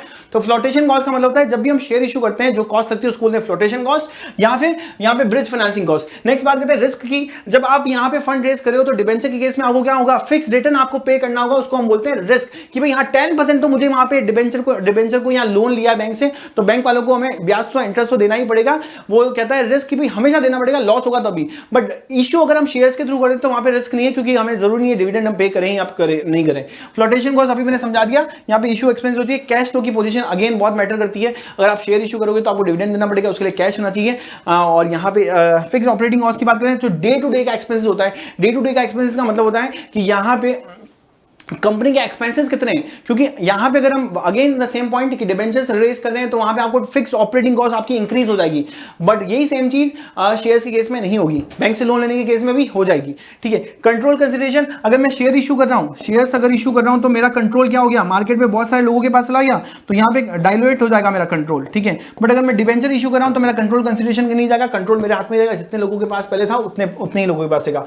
कैपिटल मार्केट की सिचुएशन क्या है, कैपिटल मार्केट का मतलब होता है कि यहाँ पे जो भी सिक्योरिटी मार्केट है, अब मैं शेयर्स के थ्रू फंड रेज कर रहा हूं, मार्केट नेगेटिव चल रहा है तो हो सकता है कि लोग इन्वेस्ट नहीं करें और मार्केट और नेगेटिव चला जाए। ठीक है, तो ये भी ध्यान रखना है, मार्केट पॉजिटिव है तो शेयर्स इशू करने चाहिए, अगर मार्केट नेगेटिव है तो डिवेंचर्स के थ्रू फंड रेज करना चाहिए। ये चीज का भी ध्यान रखना है। ओके, तो ये फैक्टर्स भी हमारे पास कंप्लीट हो गए। फिर आता है डिविडेंड डिविडेंड्स की बात करते हैं। तो डिविडेंड डिविडेंड्स की बात करें तो कंपनी का प्रॉफिट, क्योंकि डिविडेंड कहां से डिस्ट्रीब्यूट होता है, कंपनी के प्रॉफिट से होता है, तो कंपनी का प्रॉफिट सूटेबल होना चाहिए, अमाउंट जो है वो देखना पड़ेगा। उसके बाद वो स्टेबल भी होना चाहिए। स्टेबल का मतलब ऐसा नहीं कि इस साल ही प्रॉफिट हुआ है, कंपनी ने सारा प्रॉफिट क्या कर दिया, लुटा दिया शेयर होल्डर्स के बीच में, ऐसा नहीं करना चाहिए। कंपनी को पिछले 3 साल से 4 साल से प्रॉफिट हो रहा है तो वो हम कर सकते हैं स्टेबिलिटी ऑफ अर्निंग के अंदर। स्टेबिलिटी ऑफ डिविडेंड, कंपनी ऐसा नहीं है कि 1 साल डिविडेंड दे रही है फिर 10 साल बाद दे रही है, ऐसा नहीं होना चाहिए। तो कंपनी एवरेज है ना 2 ईयर से डिविडेंड दे रही है, एवरेज 6 मंथ से डिविडेंड दे रही है, तो वो यहाँ पे आपको स्टेबिलिटी चेक करनी पड़ेगी अधिक कंपनी की कितने टाइम से दे रहे हो। ग्रोथ अपॉर्चुनिटी, क्योंकि कभी कभी क्या होता है कंपनी प्रॉफिट में से डिविडेंड देती है, प्रॉफिट का कुछ पार्ट कंपनी अपने पास सेव रख लेती है जिसको हम रिजर्व बोलते हैं। अब कंपनी कहती है डिविडेंड नहीं देना, रिजर्व रख लो, तो रिजर्व रख लिया तो कंपनी क्या करेगी, वो पैसा किस में यूज करेगी, वो पैसा यूज करेगी कंपनी यहाँ पे ग्रो करने में, कंपनी की ब्रांचेस ओपन करने में। कैश फ्लो, क्योंकि कैश में से डिविडेंड दिया जाता है तो कैश फ्लो की पोजीशन चेक करना पड़ेगा। नेक्स्ट आता है टैक्सेशन पॉलिसी, टीडीएस नाम का एक टैक्स है वो चार्ज होता है, ध्यान रखेंगे। स्टॉक मार्केट रिएक्शन, जैसे ही मैंने बताया कंपनी अगर अच्छा डिविडेंड पे करती है शेयर होल्डर को, 400 रुपए की शेयर की प्राइस है, कंपनी 20 रुपए डिविडेंड दे रही है तो यहाँ पे कंपनी का है ना यहाँ पे प्राइस है वो इंक्रीज हो जाएगा। और कंपनी की अगर बात करें, कंपनी है ना 1 लाख का शेयर और कंपनी 5-10 रुपए डिविडेंड दे रही है तो वहां पे शेयर की प्राइसेस डाउन हो जाएगी। एक्सेस टू कैपिटल मार्केट हो जाएगा। लीगल कॉन्स्टेंट, लीगल कॉन्स्टेंट का मतलब क्या होता है, लीगल कॉन्स्टेंट का होता है कि कंपनी के पास कुछ रूल्स रेगुलेशंस होती है, सेबी जो बनाता है कि यहाँ पे बोलता है कि डिविडेंड देना आपको जरूरी है। कॉन्ट्रेक्चुअल कंस्ट्रेंट क्या होता है, कॉन्ट्रेक्चुअल कंस्ट्रेंट का मतलब होता है कि आपने किसी कंपनी से लोन लिया है, किसी डिबेंचर को इशू किया है लोन, या किसी बैंक से लोन लिया है। अब उस बैंक ने आपको बोला कि आपने 1 करोड़ का लोन लिया, अब 1 करोड़ जब तक आप पे नहीं करते हो तो डिविडेंड इशू, डिविडेंड डिसीजन नहीं ले सकते, डिविडेंड है ना यहाँ पे डिस्ट्रीब्यूट नहीं कर सकते। तो ये इस कारण से हम कभी कभी डिविडेंड है ना यहाँ पे डिक्लेयर नहीं कर पाते, ये ध्यान रखना होता है, ये चीज का मैं ध्यान रखेंगे। तो इस चैप्टर में जो सबसे ज्यादा इंपॉर्टेंट था वो मेरे साथ मैंने आपके साथ शेयर कर दिया है, वो था कैपिटल स्ट्रक्चर। अब यहाँ पे कैपिटल स्ट्रक्चर की बात करते हैं तो ये बहुत इंपॉर्टेंट पॉइंट रहता है, आपको ये पूरा जो यहाँ पे पॉइंट है वो आपको ध्यान रखना पड़ेगा। देखो कैपिटल के अंदर हमें ईपीएस फाइंड करना पड़ता है, जब भी हम कैपिटल स्ट्रक्चर की बात करते हैं तो ईपीएस। देखो क्वेश्चन क्या होगा, क्वेश्चन में हमारे पास फंड की रिक्वायरमेंट कितनी है, 30 लाख की। क्वेश्चन में आपको समझा देता हूँ कि कोई भी सिचुएशन ले लो, यहाँ पे हमें क्या करना है, यहाँ पे सबसे ज्यादा मैक्सिमम ईपीएस, ईपीएस का मतलब होता है अर्निंग पर शेयर, जहां पे अर्निंग पर शेयर सबसे ज्यादा होगा वही सिचुएशन हमें करनी है। क्योंकि कंपनी क्या करती है, फंड रेज करती है, तो फंड रेज करने के 2 तरीके होते हैं। फंड रेज करने के 2 तरीके होते हैं, एक तो कंपनी फंड कहां से लेके आती है, लोन लेके मतलब कि डिवेंचर से, और एक आती है कंपनी शेयर से मतलब कि इक्विटी के थ्रू। ठीक है, तो यहां पे अगर फंड रेज करना है तो कौन सा तरीका सही रहेगा, तो इसलिए क्या करते हैं हम यहाँ पे टेबल बनाते हैं, इस टेबल के थ्रू फाइंड करते हैं कि कहां से फंड हम रेज कर सकते हैं। तो यहाँ पे कंपनी को रिक्वायरमेंट कितने हैं फंड की, 30 लाख की रिक्वायरमेंट है। फर्स्ट सिचुएशन क्या करिए, फर्स्ट सिचुएशन करिए कि पूरा का पूरा 30 लाख इक्विटी के थ्रू रेज करो, डेट के थ्रू कुछ भी रेज नहीं करो। सेकंड सिचुएशन क्या करिए, 20 लाख यहाँ पे आप इक्विटी के थ्रू रेज करो, डेट के थ्रू 10 लाख रेज करो। थर्ड सिचुएशन करिए भाई इक्विटी के थ्रू 10 लाख करो, डेट के थ्रू 20 लाख करो। तो ये सिचुएशन है। अब यहां पे हमें क्या होगा, क्वेश्चन में ईबीआईटी गिवन होगा। ईबीआईटी का मतलब होता है earning before interest and tax, मतलब कि ऐसा प्रॉफिट जो कि इंटरेस्ट और टैक्स को माइनस करने से पहले वाला है। तो यहां पे हमारे पास ईबीआईटी क्वेश्चन में गिवन होगा, ये ध्यान रखना। जैसे कि ये 4 लाख गिवन है इस क्वेश्चन में, तो तीनों ही सिचुएशन में ईबीआईटी लेना है, 4 लाख 4 लाख 4 लाख। यहां पे इंटरेस्ट की बात करें तो इंटरेस्ट कुछ नहीं लगेगा क्योंकि डेट नील है, डेट अगर नील है तो फिर ब्याज कुछ लगेगा क्या, नहीं लगेगा। ठीक है, तो हमारे पास 4 लाख का 4 लाख अमाउंट बचा। अब यहां पे 30% टैक्स रेट माइनस करना होता है, तो टैक्स रेट की बात करें तो हमेशा प्रॉफिट पे चार्ज होता है। तो 4 लाख का 30% हमने चार्ज कर दिया तो 1 है ना 1.2 में लगी 1,20,000 आ गया हमारे पास, तो 30% आ गया हमारे पास। ठीक है, इस केस में बात करें तो यहाँ पे हमारे पास डेट कितनी है 10 लाख की, तो 10 लाख पे इंटरेस्ट कितना है 10%, तो 1 लाख अमाउंट आ जाएगा, तो 3 लाख बचेगा और 3 लाख का हमने 30% कर दिया 9,000। तो ऐसे करके हमने इसको सॉल्व किया। तो यहाँ पे हमारे पास लास्ट कैलकुलेशन की बात करें, अर्निंग आफ्टर टैक्स है 280, 210 और 140। अब क्या करेंगे, 2,80,000 को डिवाइड करेंगे नंबर ऑफ इक्विटी शेयर से। फर्स्ट वाले केस में नंबर ऑफ इक्विटी शेयर क्या है, क्वेश्चन में नंबर ऑफ इक्विटी शेयर के लिए पर शेयर प्राइस गिवन होनी चाहिए, बट यहाँ पर शेयर प्राइस नहीं गिवन है, मतलब कि तो हम फिक्स करेंगे यहाँ पे 10 से डिवाइड कर देंगे। देंगे, जो भी इक्विटी है उसको हम 10 से डिवाइड कर देंगे। 10 मतलब कि प्राइस पर शेयर हम 10 मान लेते हैं इसकी, ठीक है। और यही एज्यूम आपको भी करनी है एग्जाम के अंदर। तो यहाँ पे हमारे पास है 280 divide by 3 lakh, 10 divide by 2 lakh और 140 डिवाइड बाय 1 लाख। तो इस केस में हम अगर फाइंड आउट करते हैं तो यहाँ पे सबसे ज्यादा ईपीएस का आ रही है सर 1.4 का मतलब होता है मैक्सिमम ईपीएस यहाँ पे आई है, तो ये हम फाइनलाइज कर देंगे। अंडरस्टूड है, यहाँ तक बात समझ आ गई। तो ये हमारे पास हो गया सिचुएशन जो है, सिचुएशन सही हो गई कि हमें 10 लाख इक्विटी के थ्रू रेज करना है, 20 लाख डेट के थ्रू रेज करना है। I hope it is clear. चलो अब आपको समझाते हैं, यहाँ पे फाइनेंशियल मार्केट की कुछ बातें करते हैं। और फाइनेंशियल मार्केट जो कि बहुत इंपॉर्टेंट अपने आप में टॉपिक है, अपना उसमें चैप्टर है। तो फाइनेंशियल मार्केट के अंदर हम बात करते हैं दो मार्केट की, और दो मार्केट कौन कौन से हैं देखो समझते हैं, मनी मार्केट और कैपिटल मार्केट। देखो सिचुएशन के थ्रू समझ लेना, मनी मार्केट क्या होता है, फाइनेंशियल मार्केट की बात कर रहा हूं। यहाँ पे 2 पॉइंट आ रहे हैं, यहाँ पे आता है मनी मार्केट और यहाँ पे आता है हमारे पास कैपिटल मार्केट, ठीक है। तो अब हम बात करते हैं मनी मार्केट की। तो मनी मार्केट क्या होता है सर, यहाँ पे मनी मार्केट जो होता है शॉर्ट टर्म मार्केट होता है, शॉर्ट टर्म डेट मार्केट होता है, शॉर्ट टर्म डेट मार्केट होता है। अच्छा, इसका टाइम पीरियड कितना होता है सर, यहाँ पे इसका टाइम होता है अप टू 1 ईयर का। जितने भी इंस्ट्रूमेंट होते हैं यहाँ पे अप टू 1 ईयर के लिए होते हैं। अच्छा, इसमें इंस्ट्रूमेंट हमारे कोर्स में कितने हैं सर, #5 इंस्ट्रूमेंट हमारे पास टोटल। कौन कौन से इंस्ट्रूमेंट है देखो, सबसे पहला इंस्ट्रूमेंट है टी बिल्स, टी बिल्स की बात कर रहे हैं हम यहाँ पे, टी बिल्स है। सेकंड हमारे पास है यहाँ पे हमारे पास कॉमर्शियल पेपर। थर्ड हमारे पास है कॉमर्शियल बिल, ठीक है। ये नाम रखना, सीपी का मतलब होता है कॉमर्शियल पेपर, सीबी का मतलब होता है कॉमर्शियल बिल। और फिर एक आता है सीओडी, सीओडी मतलब कैश ऑन डिलीवरी नहीं, सर्टिफिकेट और है ना, सर्टिफिकेट ऑफ डिस्काउंट है, certificate on deposit of deposit है। और उसके बाद हमारे पास लास्ट आता है हमारे पास कॉल मनी, ये सीएम कॉल मनी। तो ये टोटल 5 इंस्ट्रूमेंट है जो कि मनी मार्केट के अंदर आते हैं, वो समझा देंगे अभी हम। कैपिटल मार्केट की बात करें तो कैपिटल मार्केट में हमारे पास 2 पार्ट रहेंगे, एक आता है प्राइमरी मार्केट, एक होता है हमारे पास प्राइमरी मार्केट, एक होता है हमारे पास सेकेंडरी मार्केट। प्राइमरी मार्केट और ये हमारे पास सेकेंडरी मार्केट। प्राइमरी मार्केट में जब कंपनी को फर्स्ट टाइम फंड रेज करना होता है, फर्स्ट टाइम कंपनी क्या करती है, फंड रेज करती है, तो उसको हम प्राइमरी मार्केट के थ्रू बोलते हैं। फर्स्ट टाइम अगर कंपनी फंड रेज करती है तो प्राइमरी मार्केट से होता है। सेकेंडरी मार्केट की बात कर रहा हूँ तो कंपनी फर्दर फंड रेज करती है, फर्दर फंड रेज करती है, तो हम यहाँ पे सेकेंडरी मार्केट, सेकेंडरी मार्केट को हम क्या नाम बोलते हैं, रेडीमेड मार्केट भी बोलते हैं। क्या बोलते हैं सर, रेडीमेड मार्केट भी बोलते हैं।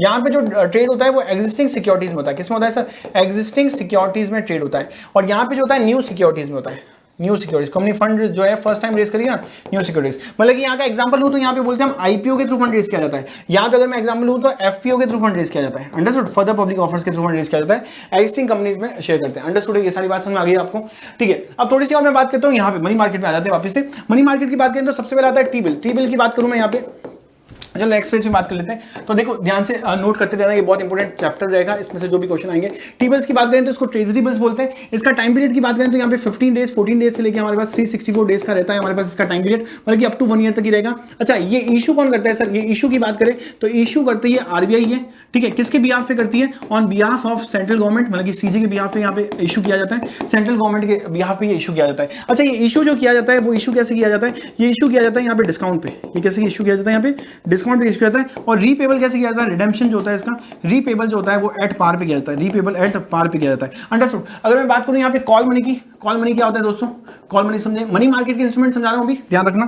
तो कॉल मनी की बात करें तो कॉल मनी क्या होता है हमारे पास, कॉल मनी यहाँ पे हमारे पास एक ऐसा इंस्ट्रूमेंट है जहां पे एक बैंक को जो फंड की रिक्वायरमेंट होती है, एक बैंक को सीआरआर मेंटेन करना पड़ता है। सीआरआर का मतलब होता है कैश रिजर्व रेशियो। तो जैसे भी एक बैंक है, जैसे कि एसबीआई, मैंने एग्जाम्पल ले लिया, एसबीआई के at the end of the day CRR maintain नहीं हो रहा, सीआरआर जो होता है 2% 3% जो भी है प्रेजेंट टू चेंज होता रहता है, तो यहाँ पे एसबीआई को मेंटेन करना पड़ेगा at the end of the day. तो यहाँ पे अगर एसबीआई के पास वो सीआरआर मेंटेन नहीं हो रहा तो एसबीआई क्या करेगी, दूसरी बैंक को कॉल करेगी, दूसरी ब्रांच को कॉल करेगी, या दूसरी किसी बैंक को कॉल करेगी। सपोज एक पीएनबी को कॉल कर दिया, तो पीएनबी को अगर कॉल किया तो पीएनबी को बोला कि भाई मैनेजर को कि यहाँ पे मेरे सीआरआर जो है फुलफिल नहीं हो रहा, तो मुझे कुछ टाइम के लिए फंड चाहिए।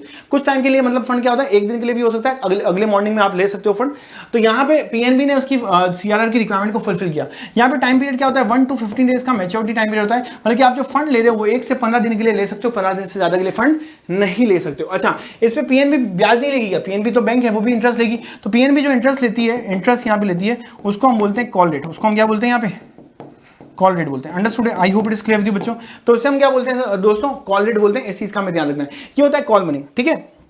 कॉमर्शियल बिल जो आपने बिल्स ऑफ एक्सचेंज पढ़ाई होगा, मेरे ख्याल से कोई दिक्कत नहीं होगी। तो ये सारे पॉइंट्स हमने क्लियर कर दिए। अब बात करता हूं मैं कैपिटल मार्केट की। तो कैपिटल मार्केट क्या होता है, देखो कैपिटल मार्केट हम बात करते हैं यहाँ पे, अच्छा वो तो मैंने समझा ही दिया, प्राइमरी मार्केट सेकेंडरी मार्केट। तो यहाँ पे आपको 2-3 चीजों का यहाँ रखना है, जैसे कि राइट इशू क्या होता है, ठीक है। राइट इशू मतलब कि यहाँ पे एम्प्लॉइज़ को इशू किए जाते हैं शेयर्स, एम्प्लॉइज़ को इशू किए जाते हैं शेयर्स, ठीक है। उसकी बात करें यहाँ पे हमारे पास हम बात करते हैं तो जो होता है हमारे पास नेक्स्ट आता है कि डायरेक्ट हमारे पास फंड रेज क्या आता है, इशू, है ना, प्रोस्पेक्टस के थ्रू भी किया जाता है। प्रोस्पेक्टस क्या होते हैं? प्रोस्पेक्टस एक ऐसा डॉक्यूमेंट होता है, प्रोस्पेक्टस एक ऐसा डॉक्यूमेंट होता है जिसमें क्या किया जाता है, कंपनी की सारी इन्फॉर्मेशन लिखी होती है और कंपनी क्या करती है, मार्केट से डायरेक्ट फंड रेज करती है, मार्केट से फंड रेज करती है, यहाँ पे पब्लिक से, यहाँ से कैसे फंड रेज करेगी, यहाँ से पब्लिक से फंड रेज करेगी, अंडरस्टूड है, मार्केट वाले की पब्लिक से फंड रेज करेगी, ठीक है। थोड़ी सी और मैं बात करूंगा यहाँ पे और लेके चलूंगा फिर नेक्स्ट चैप्टर की तरफ। प्राइमरी और सेकेंडरी, प्राइमरी के अब 2-4 पॉइंट की बात करते हैं, मेथड ऑफ फ्लोटेशन, ये प्राइमरी के अंदर है हमारे पास। मतलब कि एक तो ऑफर फॉर सेल है, कंपनी क्या करती है, ऑफर करती है कि हम अपने शेयर्स जो है मार्केट में ले जा रहे हैं। प्राइवेट प्लेसमेंट मतलब कि कंपनी को सिलेक्टेड इंडिविजुअल इन्वेस्टर्स को, सिलेक्टेड है ना इन्वेस्टर्स को क्या करती है, यहाँ पे ऑफर करती है कि हमारे शेयर्स आके परचेस करो। जैसे कंपनी ने कुछ म्यूचुअल फंड वालों को बुला दिया, कंपनी ने LIC को बुला दिया, कंपनी ने SBI बैंक के ओनर को बुला दिया कि भाई मेरे शेयर ले लो, तो ये कुछ प्राइवेट प्लेसमेंट। राइट इशू मतलब कि अभी मैंने बताया आपको एम्प्लॉइज को, ठीक है। EIPO जो कि आज के टाइम में बहुत ज्यादा इंपॉर्टेंट है, यहाँ पे प्रेजेंटली बहुत ज्यादा यूज किया जाता है और आई होप आप सब लोग IPO के लिए कभी ना कभी अप्लाई करते होंगे। ऑफर थ्रू प्रोस्पेक्टस, जिसमें सारी डिटेल होती है, प्रोस्पेक्टस एक डॉक्यूमेंट होता है जिसमें कंपनी की सारी डिटेल यहाँ पे दी जाती है, कंपनी की इशू प्राइस क्या है, कंपनी कितना टाइम के लिए इशू करी है, कंपनी का पर्पस क्या इशू का, वो सारी चीजें यहाँ पे शेयर की जाती है, ठीक है। कैपिटल मार्केट की बात करें तो कैपिटल मार्केट जो कि एग्जिस्टिंग सिक्योरिटी में डील करता है। अब बात करते हैं स्टॉक एक्सचेंज की, तो स्टॉक एक्सचेंज क्या होता है देखो समझा देते हैं। स्टॉक एक्सचेंज की बात करता हूं तो प्लीज फोकस करना है यहाँ पे। स्टॉक एक्सचेंज जो कहता है वो कहता है कि सर स्टॉक एक्सचेंज में सबसे हायर अथॉरिटी कौन है, उसके बारे में बात कर लेते पहले। तो वो होता है सेबी। सेबी की बात करें तो securities and exchange board of India इसका फुल फॉर्म है, securities and exchange board of India जो है इसका फुल फॉर्म है, ठीक है। और securities and exchange board of India क्या करता है, रेगुलेट करता है, यहाँ पे इसका रेगुलेटरी पावर है, रेगुलेट करता है यहाँ पे। इसका काम क्या क्या है, और तो यहाँ पे रेगुलेट करने के साथ साथ यहाँ पे प्रोटेक्ट करता है। इसका ऑब्जेक्ट की बात करें तो protect the interest of the interest of investors, जितने भी इन्वेस्टर्स हैं उनकी इंटरेस्ट को प्रोटेक्ट करेगा, ठीक है। और प्रोहिबिट करेगा ट्रेड फ्रॉडुलेंट ट्रेड, ठीक है, फ्रॉडुलेंट ट्रेडिंग जो होगी, फ्रॉड ट्रेडिंग जो होगी, माल प्रैक्टिसेस जो होगी, उनको है ना प्रोहिबिट कर देगा, मार्केट के अंदर वो ट्रेडिंग नहीं होने देगा। ये सेबी का काम होता है। अब स्टॉक एक्सचेंज की बात करें तो यहाँ पे हमारे पास 2 स्टॉक एक्सचेंज होते हैं, यहाँ पे हमारे पास 2 स्टॉक एक्सचेंज है, वन इज मोस्टली NSE और एक है BSE, है ना, ये पॉपुलर स्टॉक एक्सचेंज है। BSE की बात करें तो ये ओल्डेस्ट है ना स्टॉक एक्सचेंज है इंडिया का और एशिया का। NSE की बात करें तो ये हमारे पास एडवांस टर्मिनल वाला स्टॉक एक्सचेंज है, क्या है, एडवांस टर्मिनल इनके पास है, एडवांस टर्मिनल वाला स्टॉक एक्सचेंज है। इनकी थोड़ी सी डेट जरूर याद कर लेना, जैसे सेबी की बात करें तो 1992 1991 के अंदर आ गया था, NSE 1992 में आ गया था, BSE बहुत पहले से आ रखा है क्योंकि ओल्डेस्ट है यहाँ पे। तो डेट्स थोड़ी सी एक बार रिवाइज जरूर कर लें आप लोग, है ना, एग्जाम में जाने से पहले। सभी स्टूडेंट्स को बोल रहा हूँ, अगर MCQ पूछ लेते, वैसे तो पूछने के चांसेस कम है। यहाँ पे एक चीज़ और ध्यान रखेंगे, जो हमारे पास प्रोसीजर रहता है, यहाँ पे प्रोसीजर जो रहता है उसको बहुत अच्छे से याद रखना है सारे स्टूडेंट्स को। प्रोसीजर क्या होता है, इन्वेस्ट करने का, ठीक है। Working of demat system, demat system की बात करें तो उसकी वर्किंग बहुत जरूरी है, ये इंपॉर्टेंट पोर्शन मेरे पास रहेगा और मैं सभी स्टूडेंट्स से चाहूंगा कि ये जरूर है ना लर्न कर लें, दैट्स व्हाई मैं आपको पढ़ा रहा हूं। तो सबसे पहले क्या करना पड़ेगा, डीमेट सिस्टम के लिए मुझे डिपोजिटरी है ना डीमेट अकाउंट, डीमेटलाइजेशन अकाउंट ओपन करना पड़ेगा और यहाँ पे डिपोजिटरी पार्टिसिपेंट के पास जाना पड़ेगा। और डिपोजिटरी पार्टिसिपेंट कौन कौन हो सकता है, कोई बैंक हो सकती है, मुझे बैंक के पास जाकर डीमेट अकाउंट ओपन कराना पड़ेगा, ठीक है, जो कि शेयर्स के अंदर मैं रेज करने वाला हूँ फंड। और यहाँ फिर मैं जाऊंगा यहाँ पे ब्रोकर के पास, यहाँ पे फाइनेंशियल सर्विस के पास, यहाँ पे मैं उसके बाद मेरे को डॉक्यूमेंट्स को देने पड़ेंगे। वो डॉक्यूमेंट क्या हो सकते हैं, पैन कार्ड हो सकता है, फोटोग्राफ हो सकता है, पावर ऑफ अटॉर्नी हो सकता है। फिजिकल सर्टिफिकेट की बात करें तो फिजिकल सर्टिफिकेट्स यहाँ पे पहले के टाइम में होते थे, आज के टाइम में इलेक्ट्रॉनिक फॉर्म जो है वो आ चुका है, जिसको हम डीमेटलाइजेशन फॉर्म भी बोलते हैं, ठीक है। थोड़ी सी और बात करूं तो यहाँ पे डीपी के साथ डीमेट अकाउंट मेरा ओपन हो जाएगा और मुझे जो भी शेयर परचेस करने हैं वो मैं डायरेक्ट डीमेट अकाउंट के थ्रू ही मैं परचेस करूंगा, कोई और फॉर्म नहीं है, डीमेट अकाउंट के थ्रू परचेस करूंगा। तो मुझे क्या करना पड़ेगा, अपने ब्रोकर को, जैसे कि मुझे नॉलेज नहीं है मार्केट की सपोज दैट, तो यहाँ पे मैं क्या करूंगा, अपने ब्रोकर को कॉल करूंगा और मैं उसको है ना यहाँ पे इंस्ट्रक्शन दूंगा कि इस पर्टिकुलर कंपनी के इतने शेयर जो है वो परचेस कर लो। तो मैंने क्या करूंगा, उसको परचेस करूंगा। The broker then give instruction, और ब्रोकर क्या करता है फिर अपने हायर अथॉरिटी जो डीपी होती है, डीपी मतलब हमारे इंडिया के अंदर 2 टाइप की डीपी है, ये ध्यान रखना, डिपोजिटरी पार्टिसिपेंट की बात कर रहा हूं। तो एक बार डीपी का नाम लिखा है तो डिपोजिटरी पार्टिसिपेंट बोलते हैं इसको, डिपोजिटरी पार्टिसिपेंट बोलते हैं। डीपी की बात करूं तो इंडिया में 2 डीपीज है ना, एक आती है NSDL और एक है CDSL, ठीक है। इंपॉर्टेंट है, थोड़ा सा याद रखो, ये नाम आपके कोर्स में ही है। NSDL का फुल फॉर्म होता है नेशनल सिक्योरिटीज है ना, यहाँ पे depository limited, national security depository limited की बात करी जाती है। अब मैं CDSL की बात करूँ तो CDSL होता है सेंट्रल डिपोजिटरी सर्विस लिमिटेड, ठीक है, ठीक है, सेंट्रल डिपोजिटरी सर्विस लिमिटेड। ये फुल फॉर्म याद रखेंगे, एग्जाम में आने के चांसेस रहते हैं। और ये NSDL और CDSL है। हाँ, एक चीज और बताता हूँ, NSDL जो है वो किसको रेगुलेट करता है, वो NSE को रेगुलेट करता है। NSDL NSE को, N फॉर NSE है ना, तो याद रखिए। CDSL जो है वो BSE को रेगुलेट करता है, ये भी आप ध्यान रखें, अंडरस्टूड। तो BSE को रेगुलेट, कोई एक चीज याद रहेगी तो उसका अपोजिट आपको ध्यान रखना है। डन। थोड़ी सी और बात कर लेते हैं यहाँ पर। अब क्या होता है, तो ब्रोकर जो है वो इंस्ट्रक्शन देता है DP को कि भाई हाँ ये डिलीवरी कर दो हमारे शेयर की। उसके बाद क्या होता है, ब्रोकर जो भी होता है वो रिसीव करता है पेमेंट, क्योंकि ऑब्वियसली जब आपको शेयर परचेज करना है तो कुछ पेमेंट करना पड़ेगा, तो पेमेंट यहाँ पे रिसीव करता है। और यहाँ पे जो टाइम पीरियड रहता है T+2 का टाइम पीरियड रहता है, जो कि आज के प्रेजेंट टाइम में ना T+1 कर दिया गया है। और सेबी अभी क्या सोच रही है, सेबी सोच रही है T+0 का सेटलमेंट साइकिल। ये होता है, ये सेटलमेंट साइकिल होता है। अच्छा, अभी प्रेजेंट में कौन सा है सर, प्रेजेंट में यहाँ पे हमारे पास T+1 वाला भी यूज हो रहा है। हाँ, बट आपकी बुक पे क्या लिखा हुआ है, T+2 लिखा हुआ है, तो एग्जाम में आपको ध्यान रखना है T+2 यूज करना है। और आप उसमें एक पर्टिकुलर है ना नोट लगा के भी आ सकते हैं कि प्रेजेंट के अंदर T+1 यूज किया जा रहा है, और फ्यूचर के लिए सेबी ये सोच रही है T+0 वाला सेटलमेंट भी हम स्टार्ट करने वाले हैं, ठीक है। ओके, तो ये सारी बातें हमने कर ली। डिपोजिटरी का मीनिंग मैंने आपको बता दिया ऑलरेडी, और कौन कौन सी डिपोजिटरी है वो देख लिया। देखो सेबी की बात करें तो सेबी की डेट याद रखना, 12 अप्रैल 1988 को यहाँ पर ये है ना एडमिनिस्ट्रेशन के लिए यहाँ पे स्टेबलाइज हो गई थी। और 1992 जनवरी से इसने अपना बिजनेस स्टार्ट कर दिया, मतलब कि अपनी ऐसे स्टेचुरी स्टेटस मिल गया इसको 30 जनवरी 1992 से। ये डेट्स थोड़ी सी याद रखेंगे आप सभी लोग।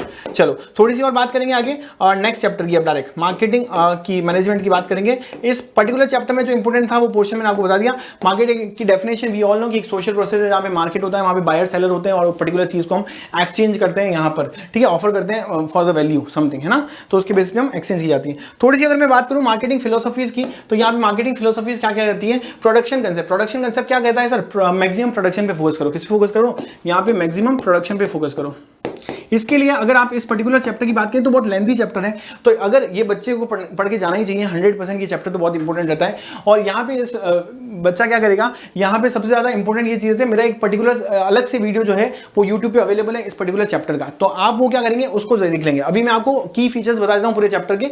आप देखिए प्रोडक्शन कंसेप्ट की बात करें तो मैक्सिमम प्रोडक्शन की बात करते हैं, और मैक्सिमम प्रोडक्शन मतलब कि यहाँ पे ज्यादा से ज्यादा प्रोडक्शन होगा तो क्या होगा, कॉस्ट थोड़ी कम आएगी। कॉस्ट क्या होगी यहाँ पे, कम आएगी। अब कॉस्ट जब कम आएगी तो एक सिंपल सी चीज का हमें ध्यान रखना है, कॉस्ट कम आएगी तो यहाँ पे हायर प्रोडक्शन होगा, हायर प्रोडक्शन होगा तो हायर मार्जिन होगा, और हायर क्या होगा, मार्जिन होगा। मार्जिन मतलब कि प्रॉफिट होगा, ठीक है, ये ध्यान रखना है। प्रोडक्ट कंसेप्ट क्या कहता है सर, प्रोडक्ट कंसेप्ट कहता है कि सिर्फ ज्यादा बनाने से कुछ नहीं होगा, क्वांटिटी से कुछ नहीं होगा। क्वांटिटी की जगह पे हमें किस पे फोकस करना है, क्वांटिटी के साथ साथ हमें क्वालिटी पे भी फोकस करना है ना। प्रोडक्ट कंसेप्ट कहता है क्वालिटी पे फोकस करो। प्रोडक्शन कंसेप्ट क्वांटिटी की बात करता है, प्रोडक्ट कंसेप्ट कहता है क्वांटिटी नहीं क्वालिटी पे जाओ, ठीक है। तो यहाँ पे प्रोडक्ट की क्वालिटी की बात की जाती है। क्वालिटी का मतलब है कि सर उसके अंदर कुछ चेंजेस लेकर आओ, उसमें कुछ ना कुछ इनोवेशन लेकर आओ, टाइम टू टाइम उसको मॉडिफाई करो, ठीक है।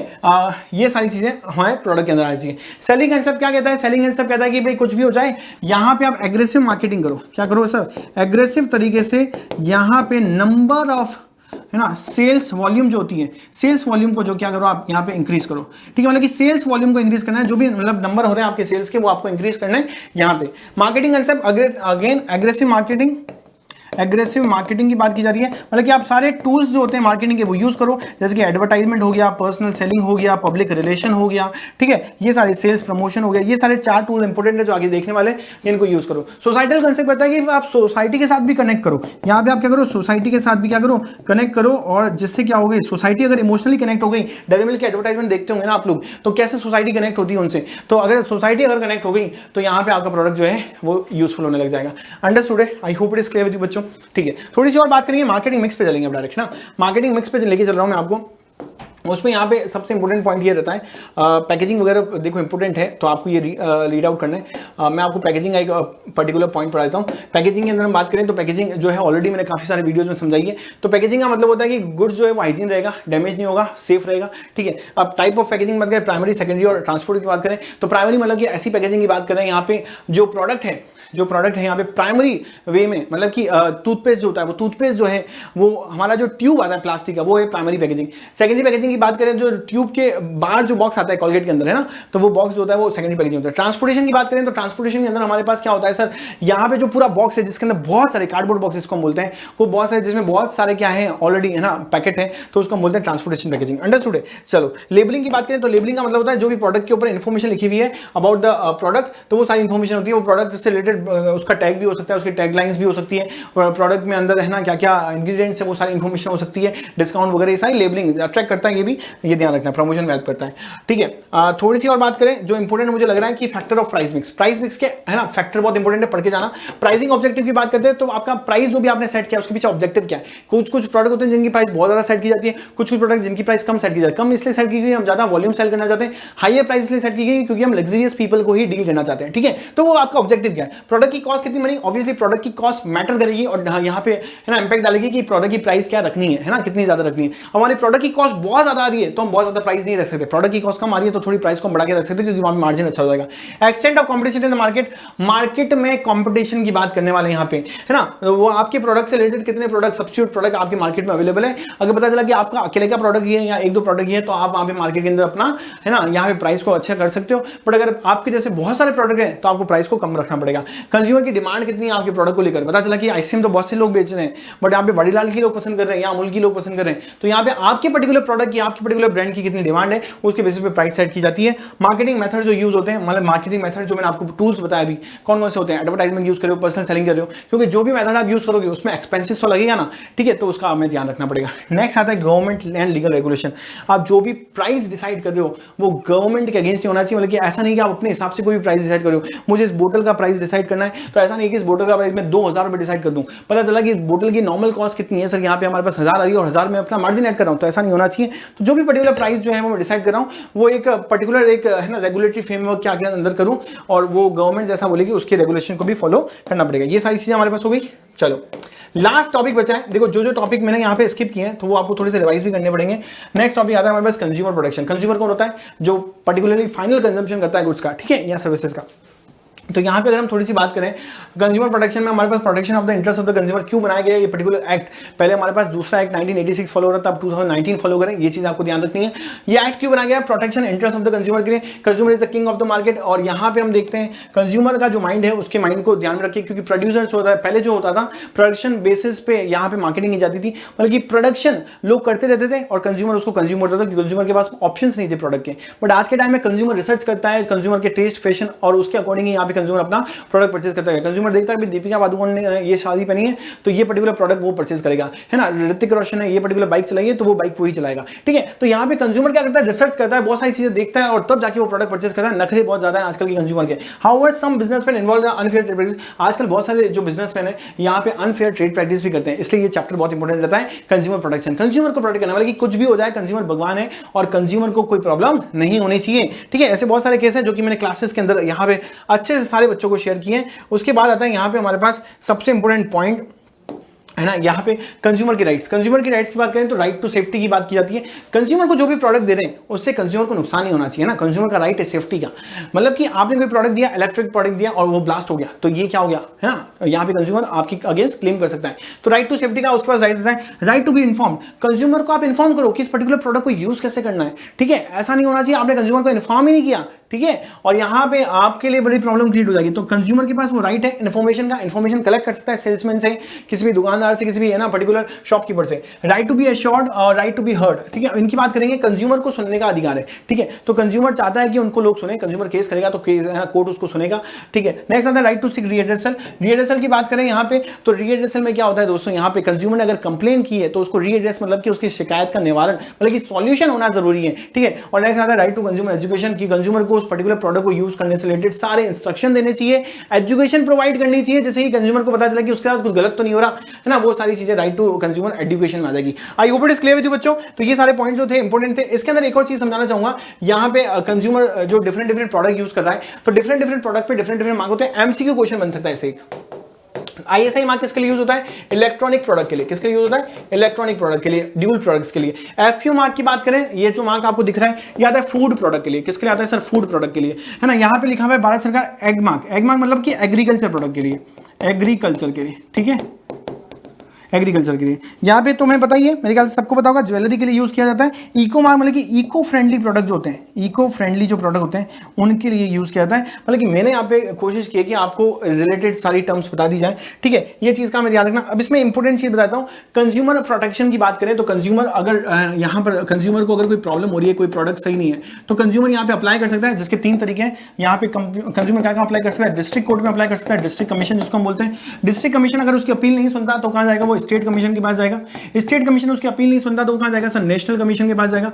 नेशनल कमीशन लास्ट ऑप्शन होता है, अगर वो भी नहीं सुनता तो लास्ट टू लास्ट है हमारे पास सुप्रीम कोर्ट, भैया सबके है ना, सबसे हाईएस्ट अथॉरिटी हम कह सकते हैं इंडिया के अंदर, सुप्रीम कोर्ट के पास जाएगा, ठीक है। और सुप्रीम कोर्ट ने जो डिसीजन दिया वो फाइनल होगा, ये ध्यान रखना। अच्छा, मुझे इस डिस्ट्रिक्ट से स्टेट के पास जाना है तो कितने टाइम होगा, 45 डेज का गैप होगा, मुझे यहाँ पे अप्लाई करना पड़ेगा। और स्टेट से अगर नेशनल जाना है तो विद इन 30 डेज मुझे अप्लाई करना पड़ेगा। और इस नेशनल से मुझे सुप्रीम कोर्ट जाना है तो यहाँ पे भी 30 डेज। ये डेज याद रखो, एमसीक्यू क्वेश्चन में आ सकता है, ये सारी लिमिट्स और डेज याद रखनी है आपको। अंडरस्टूड है, क्लियर है? तो ये पॉइंट्स आपको बहुत इंपॉर्टेंट थे जो मैंने आपको बताने थे और ये हमने कंप्लीट किए। और इस तरीके से आप क्या कर सकते हैं, अपने आप को प्रोटेक्ट कर सकते हैं। This all about consumer protection. मेरे ख्याल से ये क्लास फ्रूटफुल रही होगी आप सभी के लिए, और अगर नहीं रही है तो कोई बात नहीं, आपको क्या करना है, इस क्लास के साथ साथ आपकी बुक को भी ओपन करके रखना है और साथ साथ में वो कंसेप्ट, वो पॉइंट्स रीड करना है। जो क्लास में पॉइंट्स पढ़ा है वो बहुत इंपॉर्टेंट है एग्जाम पॉइंट ऑफ व्यू के लिए, ठीक है, तो उसको रीड आउट करके जरूर जाए। मतलब कि ये भी जरूर पढ़ना, वो वाली बात है, ये ही नहीं, ये भी जरूर पढ़ना, यही मैं कहना चाहूंगा लास्ट में आपको। और till then what you have to do, I just want to say all the best to you all, क्योंकि इतने साल नहीं, सिर्फ 1 साल है ना, पूरे साल हमने अच्छे से पढ़ाई की है और अब ये लास्ट मौका है, तो इसमें लास्ट एग्जाम, लास्ट मौका, लास्ट अपॉर्चुनिटी, इसको छोड़ना बिल्कुल नहीं है। और उसके बाद क्या कर रहे हो, देखो सीयूईटी अगर कर रहे हो तो वो बहुत अच्छी चीज है, एक बार जरूर ट्राई करना चाहिए। सीयूईटी आफ्टर 12th मई में एग्जाम होंगे, तो 2 महीने होंगे, क्लास 12 का ही सारा कोर्स सीयूईटी में आने वाला है। और सीयूईटी से आपका एडमिशन का होगा देश की बेस्ट यूनिवर्सिटी के अंदर, वर्ल्ड की देश की जो टॉप यूनिवर्सिटीज होती है वहां पे अच्छा आपका एडमिशन हो जाएगा। डीयू जैसी कॉलेज के अंदर अगर आप कॉमर्स के बच्चे हैं, जैसे ऑब्वियसली है, तो एसआरसीसी वगैरह में एडमिशन हो जाएगा। तो सीयूईटी जरूर करें, और सीयूईटी से रिलेटेड अपडेट के लिए आप उत्कर्ष सीयूईटी चैनल को भी सब्सक्राइब कर सकते हैं, जिसमें आपको रेगुलर अपडेट्स मिल जाएगी। बाकी तो हम आपके साथ जुड़े ही हैं हमेशा। So till then what you have to do, you just have to take care of yourself, take care of your parents, take care, bye bye, thank you and all the best.